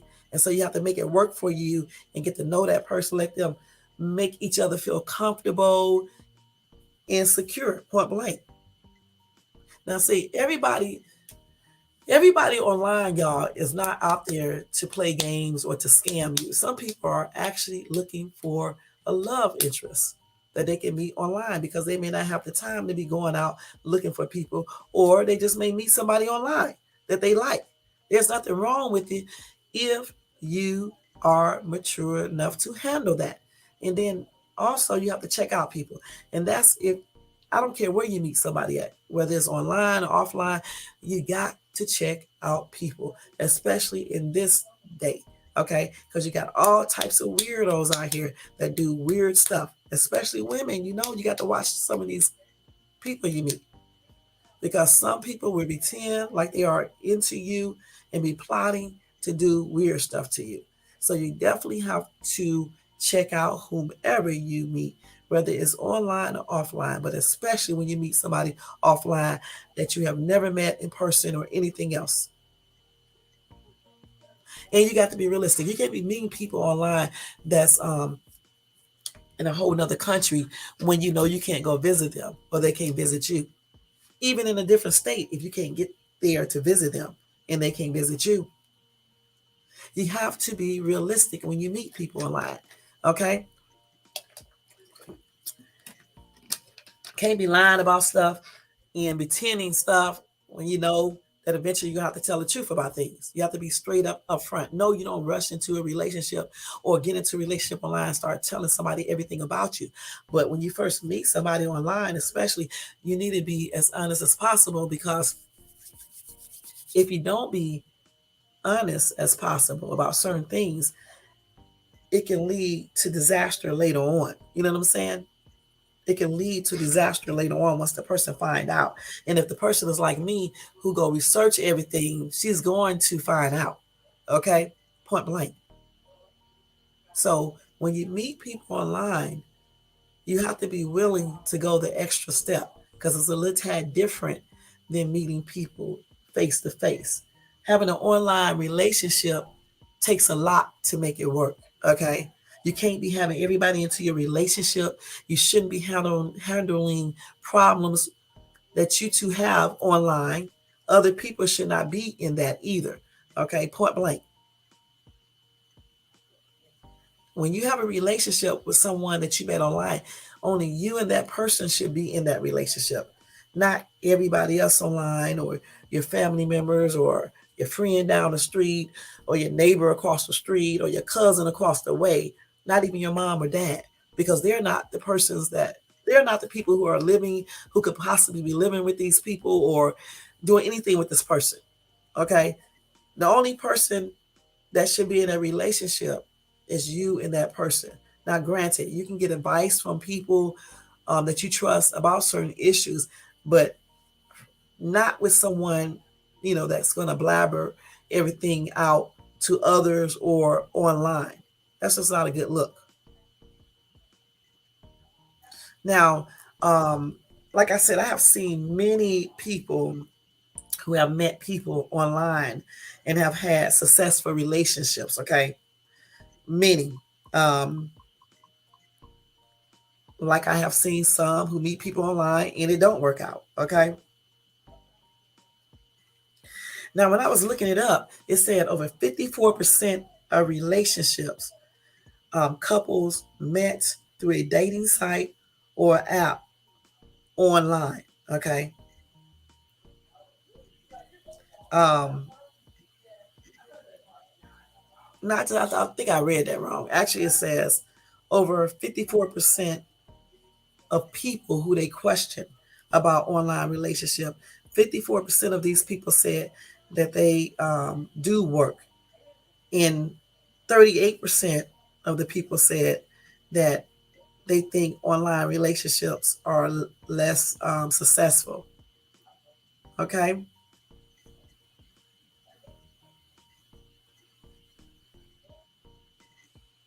So, different studies have different amounts of numbers. Like this other site said, roughly 60% of participants have had positive experiences with dating online or through different dating platforms. Like I said, it's all about how you make it work for yourself. Um, some people say online relationships are not real. I don't agree with that. I think it all depends on the two people.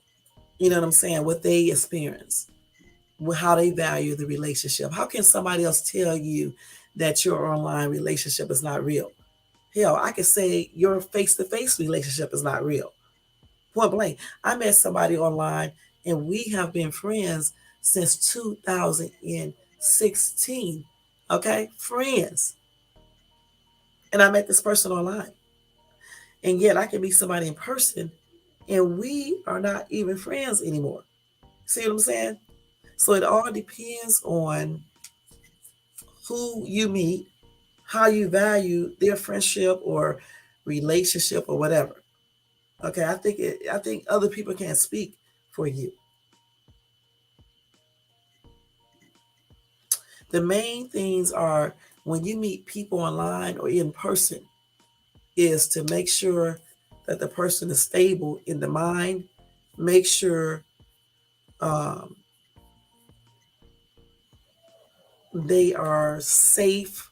You know, you learn about their background if you can. Um, Learn about them, period. Okay. If you can check people they know, you need to just do all this because you never know who you may meet. And this is not online, but this is when you meet people in general. Because every day you hear about horror stories, and a lot of them are not about people that you meet online. It's about people you meet face to face. So for me, I think online relationships can work. It just take extra work. Okay. Now I'm not talking about people who just be online talking to people and never meet. I'm talking about when you have an online relationship and you actually meet in person after a couple of weeks or a couple of months or something like that, whenever you can meet. And like I said, I just think you need to be realistic. You can't be meeting people in different states or different countries if you know you can't afford to visit them, or if it's not safe to visit them. You don't need to be hooking up and linking up with people that you meet online who are telling you they are in love with you week 1, 2, and 3, because no one falls in love that quick. Okay, straight up. It's not real love. Okay, it's infatuation or some other bull crap that they done manifest in their mind. Okay, no one falls in love that quick. It's not real love.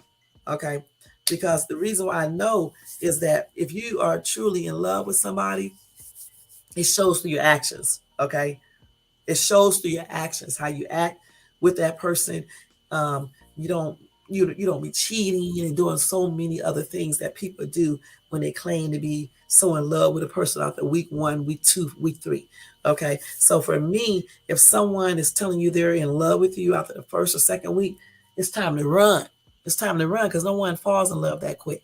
Okay, just like if you meet a person online and they're telling you they want to marry you all quick. They don't even know you. How do you want to marry somebody when you just met them?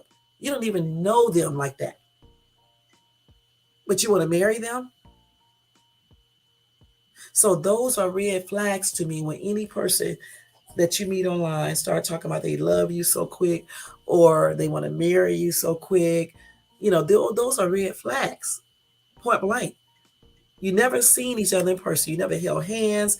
You never went out for a dinner. You never walked in the park or took a walk down the street. You never kissed a person or anything. How can you be in love with somebody like that quick? So those are red flags. If somebody is telling you this and you just met them online, either they are a scammer or either they got some mental issues or something else is going on up there. Okay. Or they like to play games because you got some dudes online, just like some women, who go around and meet people online telling everybody the same thing, just playing games. So you have to be on the lookout for those type of people online. Okay. Just like in the real world. But that does not mean that you cannot find a partner online. You just have to do the same thing that you do when you meet people out in the real world. You can't be rushing into stuff. That's the first thing. You got to get to know each other. Look at the person in person, like on FaceTime or on Zoom. Talk while you're on Zoom. Share things together on camera. Okay. Talk on the phone more than 30 minutes. Talk on the phone some hours. Talk on the phone to them all evening when you get off of work or before or however. Spend time so you can get to know this person. Because one thing I know, when you meet somebody online and they start telling you everything about themselves and including you in their life every single day at night, a lot of times these people are more genuine than a person that you meet online that is not willing to share hours talking on the phone to you. And when a person can devote hours to talking to you on the phone, I really do think they're interested, unless they're just a straight up scammer and just do stuff like that. But you can tell scammers, okay? I don't believe nobody is that dumb that they don't know when they are being scammed, unless it's an old person and just that's different. But I'm just saying, Most people should know if they are being scammed. But like I said, when a person wants to spend a lot of time with you that you met online so you can get to know them, and they're including you in their life, letting you see where they work at, letting you see what they do in the morning time, the nighttime, and the evening, showing you their family members, telling you about their job, their life in general. Usually those people are sincere. They are sincere. You can tell when somebody is true, even online. You don't have to see a person and tell if they're true. You can listen to it in their voice. You can see it in their eyes on camera, okay? And then if they are trying to meet you in person and show an eagerness to meet you, that's a plus too. That means that they are trying to really link up with you. And when I say link up, I'm not saying link up to have sex, because if they're concentrating on just having sex, that's a red flag, point blank. But if they're trying to meet you so they can actually see you in person and to get to know you better and spend some actual time with you, that's a plus without having sex. When you first meet a person out there, talking to them online, I don't recommend you to start having sex with them immediately when you meet them in person. Get to know the person in person so you can make sure you actually like the person. Because we see, look, meeting somebody online and talking to them over the phone and looking at videos is different than when you see them face to face and you spend time with them. So, in order for you to know if you really truly like this person, you have to meet them in person and spend time in person to see if you have that same chemistry. And then, if you have that same chemistry and you guys can communicate effectively face to face, and you have an attraction there when you see them face to face, then later on, if you want to introduce the sex thing into it, then you do it. But when you initially meet somebody in person and you met them online and you get that first meeting, you shouldn't be having no sex. I'm sorry. That's that's one thing that's wrong with people. They be rushing into having sex too quick and they'll be knowing people. And just because you're talking to somebody online for some months or weeks, it still don't mean when you meet them in person that you go over there or go out there to meet them to have sex. When you meet them in person, it'll be your first meeting in person. So therefore, you talking to each other one on one. You can look into his eyes. He can look into your eyes. You can see each other smile. You can hold hands. You can take a walk.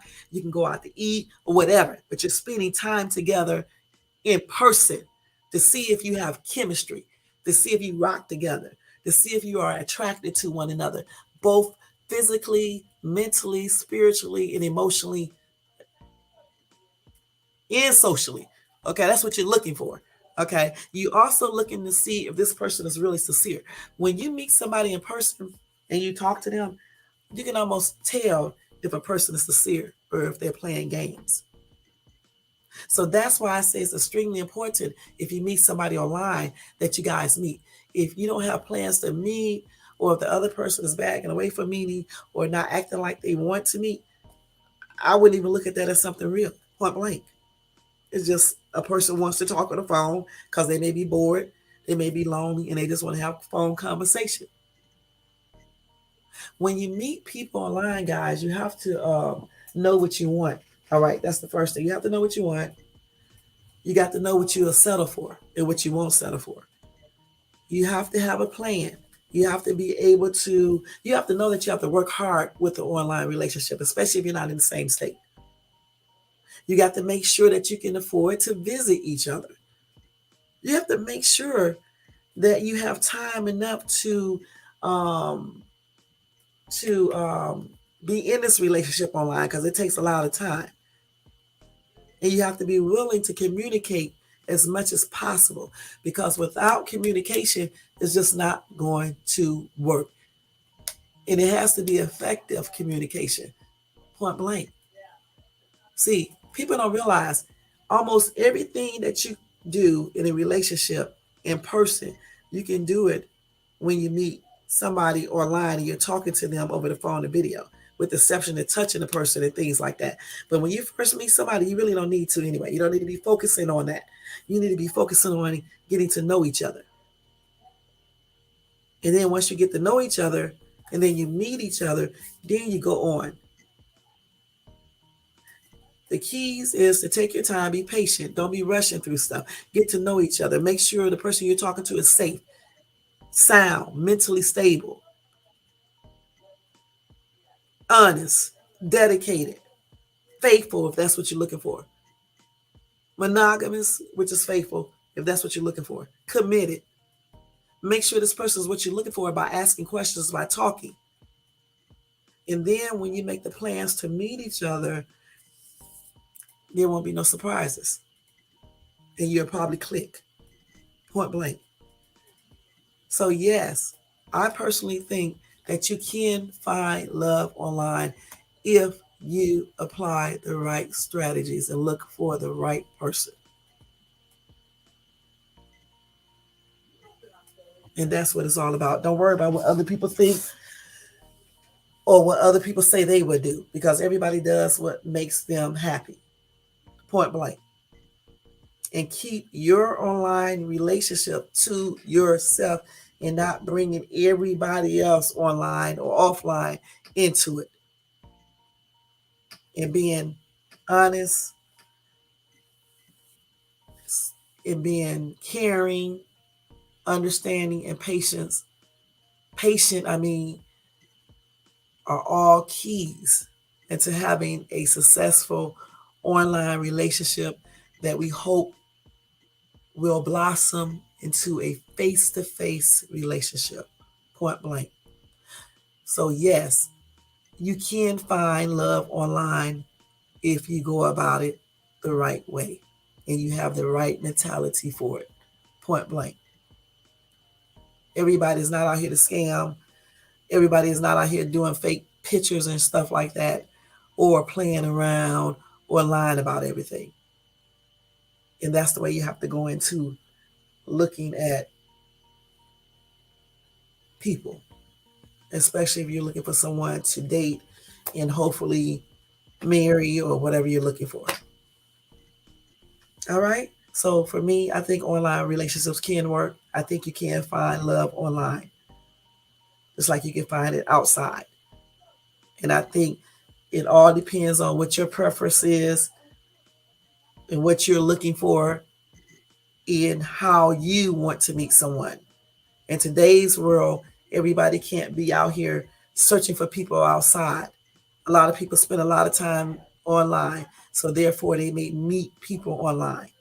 Okay, it's up to you to weed through the weird people online and pick that one person that will work for you. Point blank.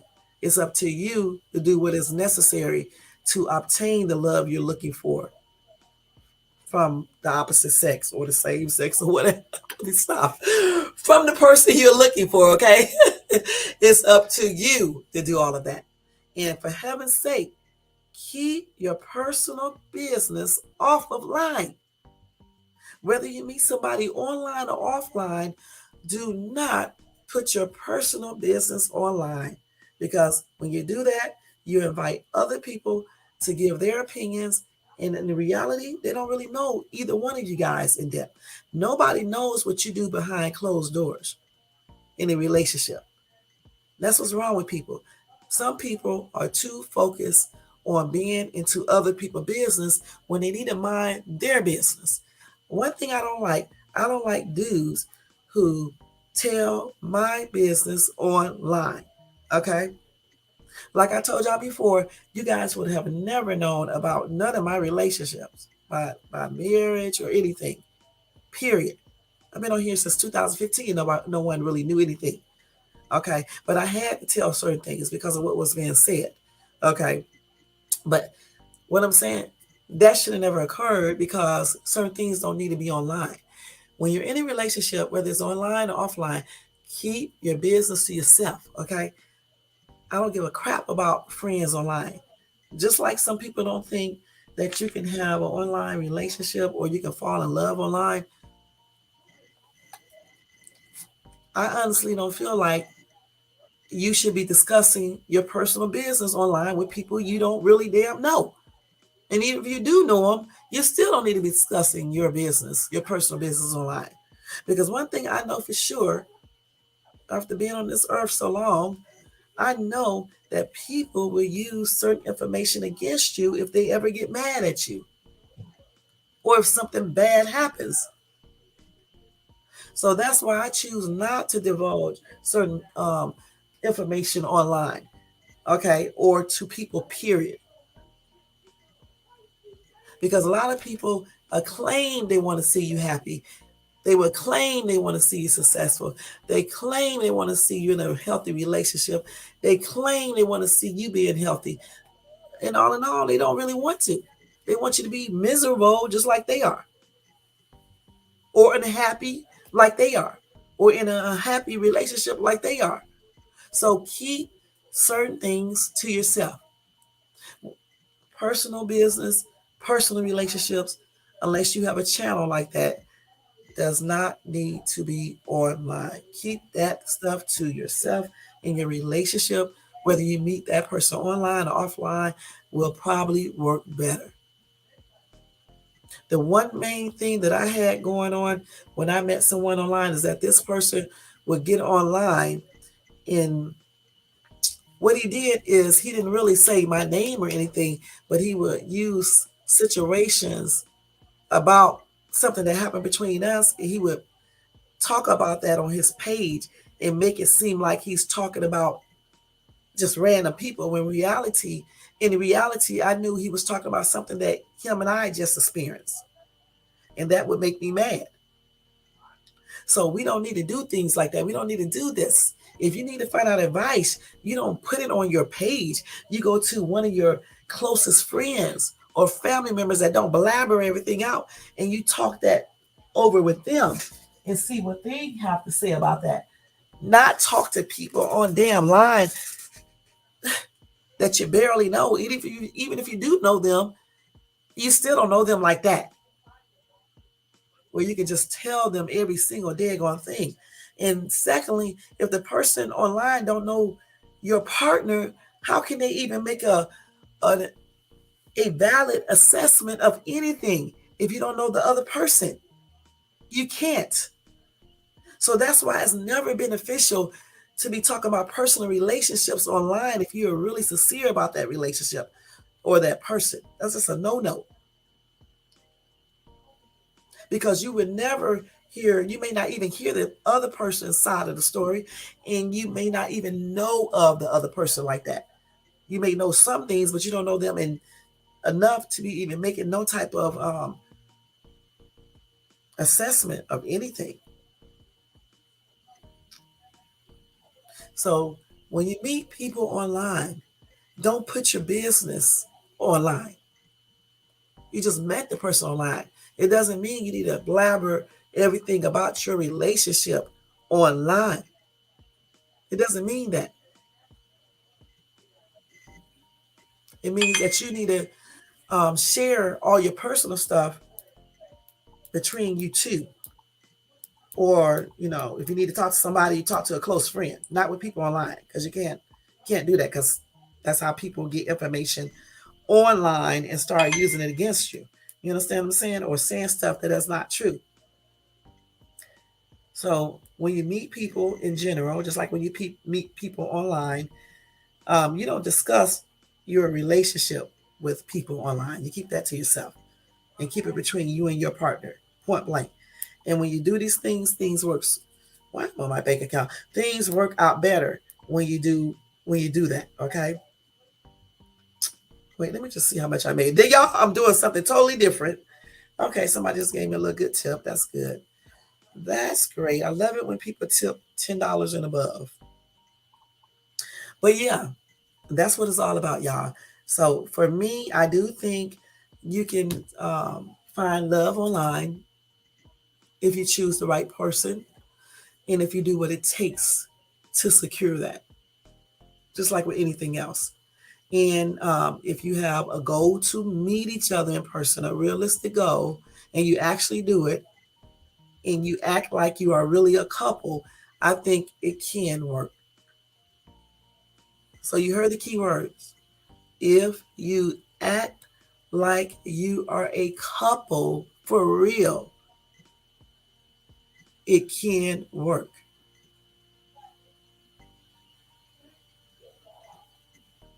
So what do you guys think? Do you think that you can find love online? Do you actually believe that you can?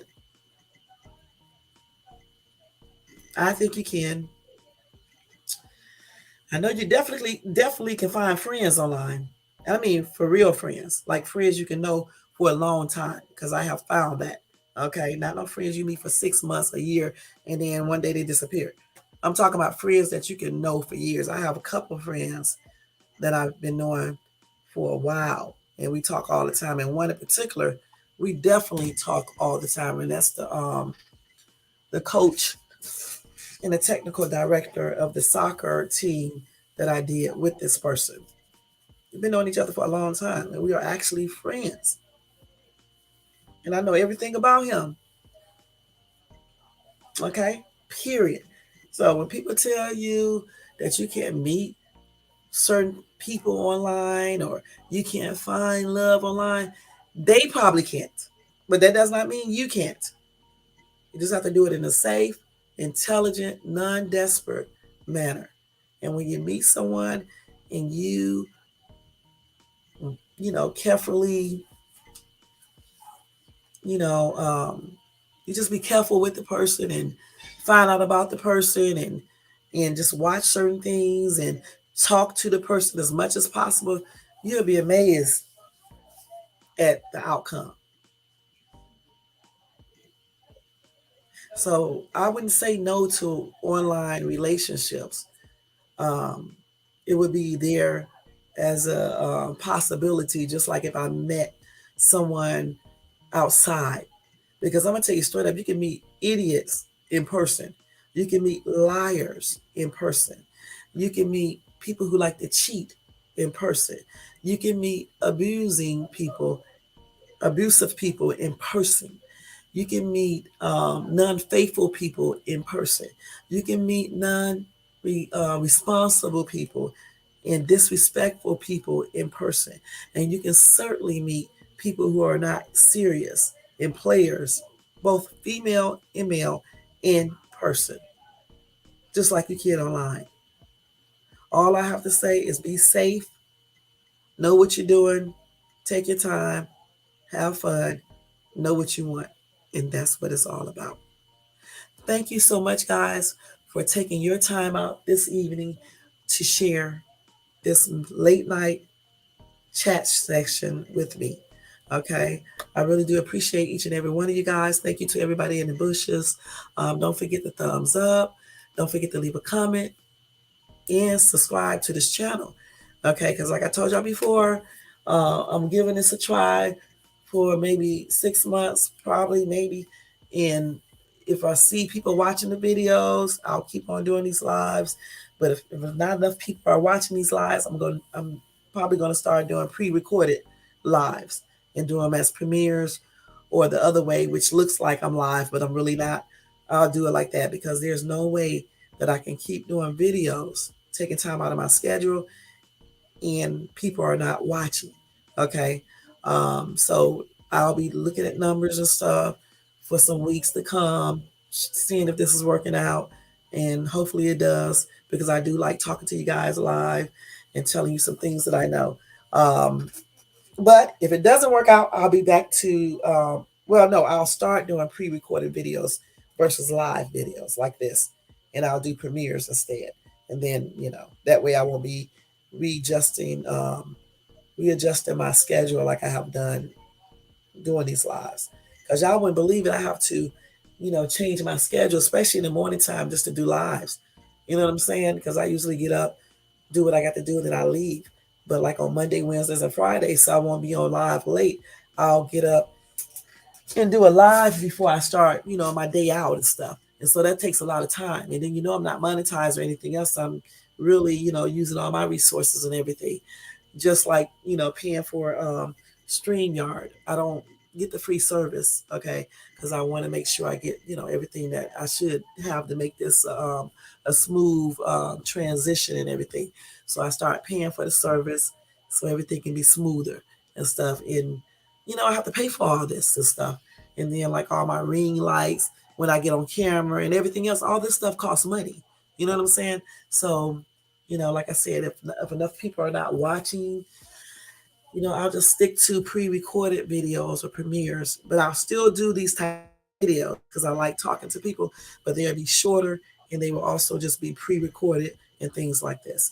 And next year, which is a couple of days away, I want to incorporate some things that will encourage people to come watch my live. So I've been looking into that. I'm trying not to talk about crazy topics, but I know in the real world, sometimes you have to talk about weird stuff to, draw people into your channel. And I do know how to do that because I did take marketing and all that stuff. My degree is in business management, entrepreneurship, and all that. So therefore, they teach you about marketing. You take marketing classes, okay? So I do know how to get people to come to my site. I just don't like to do certain things, certain type of videos and stuff. But sometimes you have to play a little of the game to get certain things. And I do understand that, so I do want more people to come to my channel to watch. So certain things that I may have to do, and that includes probably being on video a little bit more. I'm trying to get more secure with being online and stuff and everything, and practicing, you know, being online and stuff, so I can do more videos where I'm actually on the video, I'm in the video, and because you can draw more people in when you're being on the video as well and stuff. And then I'm trying not to make as many mistakes either. So most of the time, y'all, when I do videos, let me see what time it is. I go back and watch the videos, right? I go back and watch the videos to see the mistakes that I made. A lot of people can't watch their videos, but I watch mine.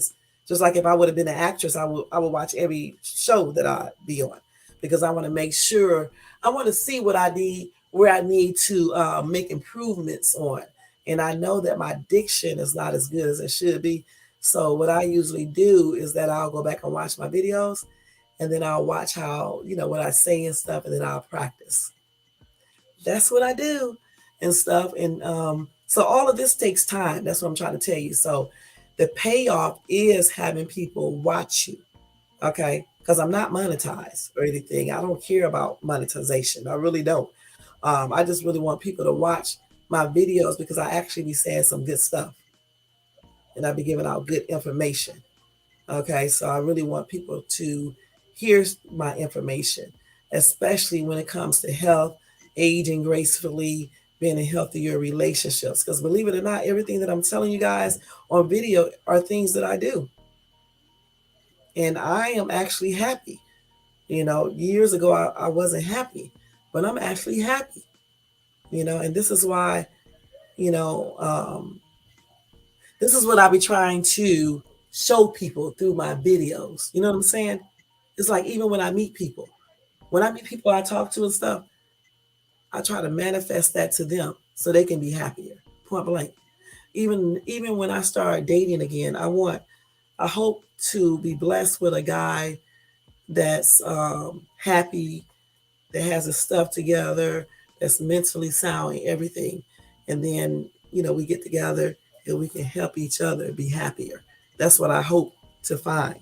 You know what I'm saying? Because a lot of times when I meet people, I usually have to, I mean, there's nothing wrong with helping people, I don't mind. But a lot of times I have to help them. I mean, the last few people I have met, I'm going to be honest with you guys, I have had to help them mentally and everything. Even friends, I had to help one person revamp his whole entire life. I mean, everything, because he was doing the most. And so I'm not going to say I'm tired of doing that, but now I want someone that's already together and we can just, share stuff and help each other. That's what I want. And hopefully in 2023, I'll find that type of person, be blessed with that type of person and stuff. But that's what this channel is all about. It's about helping people be more positive, living positive, and letting people know what's going on in the world, letting people know that we can do whatever we want to do. Um, we can be whatever we want to be. We can be more positive, more happier within, more secure within, and be more loving. And at the same time, know what reality is and know that certain things is out there and that we need to do certain things to stay safe and to stay secure and healthier. Point blank. That's what it's all about. That's what it's all about. And in 2023, y'all, when y'all make these resolutions, make sure you make resolutions that you can stick to, that you're going to actually do. I told you before, I don't really make no resolutions. The only resolution I have is to pick a better dude to talk to, point blank. That's my only resolution because everything else I'm already doing. Okay, point blank. And I'm going to keep on doing it. Every day, I'm going to try to stop eating so much chocolate until I stop doing it. Okay, every day I'm going to work on my sleep habits until I sleep the required amount of time. Every day I'm going to work on whatever I feel like I need to work on until it's like it should be, point blank. Okay, but my only resolution is to find the right man for myself, to be blessed with the right man for myself, point blank. I'm not taking no more half beings.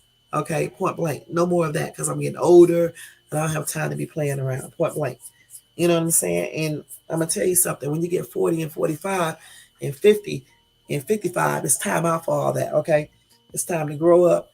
It's time to stop all that playing around, stop having 50,000 women and men and get serious. Because no one, at least I don't want to be aging, getting old by myself. Because aging itself is a scary experience. And I can only imagine when you get 65 and 70 and then you're by yourself and you're aging, how scary it can be.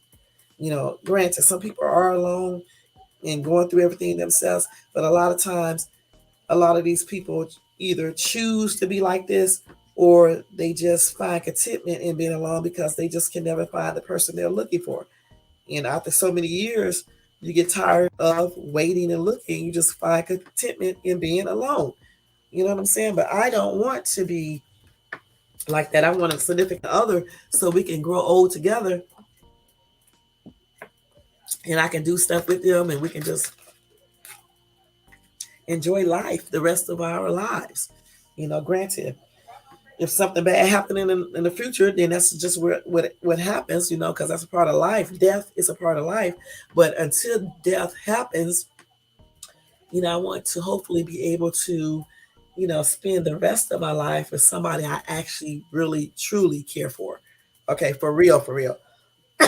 Excuse me, not somebody I met because of their money or because of their looks or because they can do sex good or some bull crap like that. I want someone that I actually like for real and they like me, point blank. No bull crap.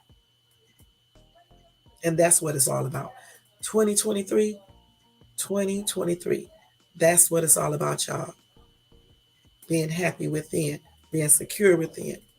And on Shades Tube, I can give you the key to that. Okay?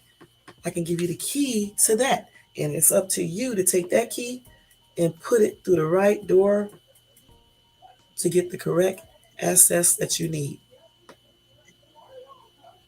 See, for a long time, when I wrote that poem, Trapped Inside, without a way out, not knowing which way to turn, I am an empty shell without much to amount.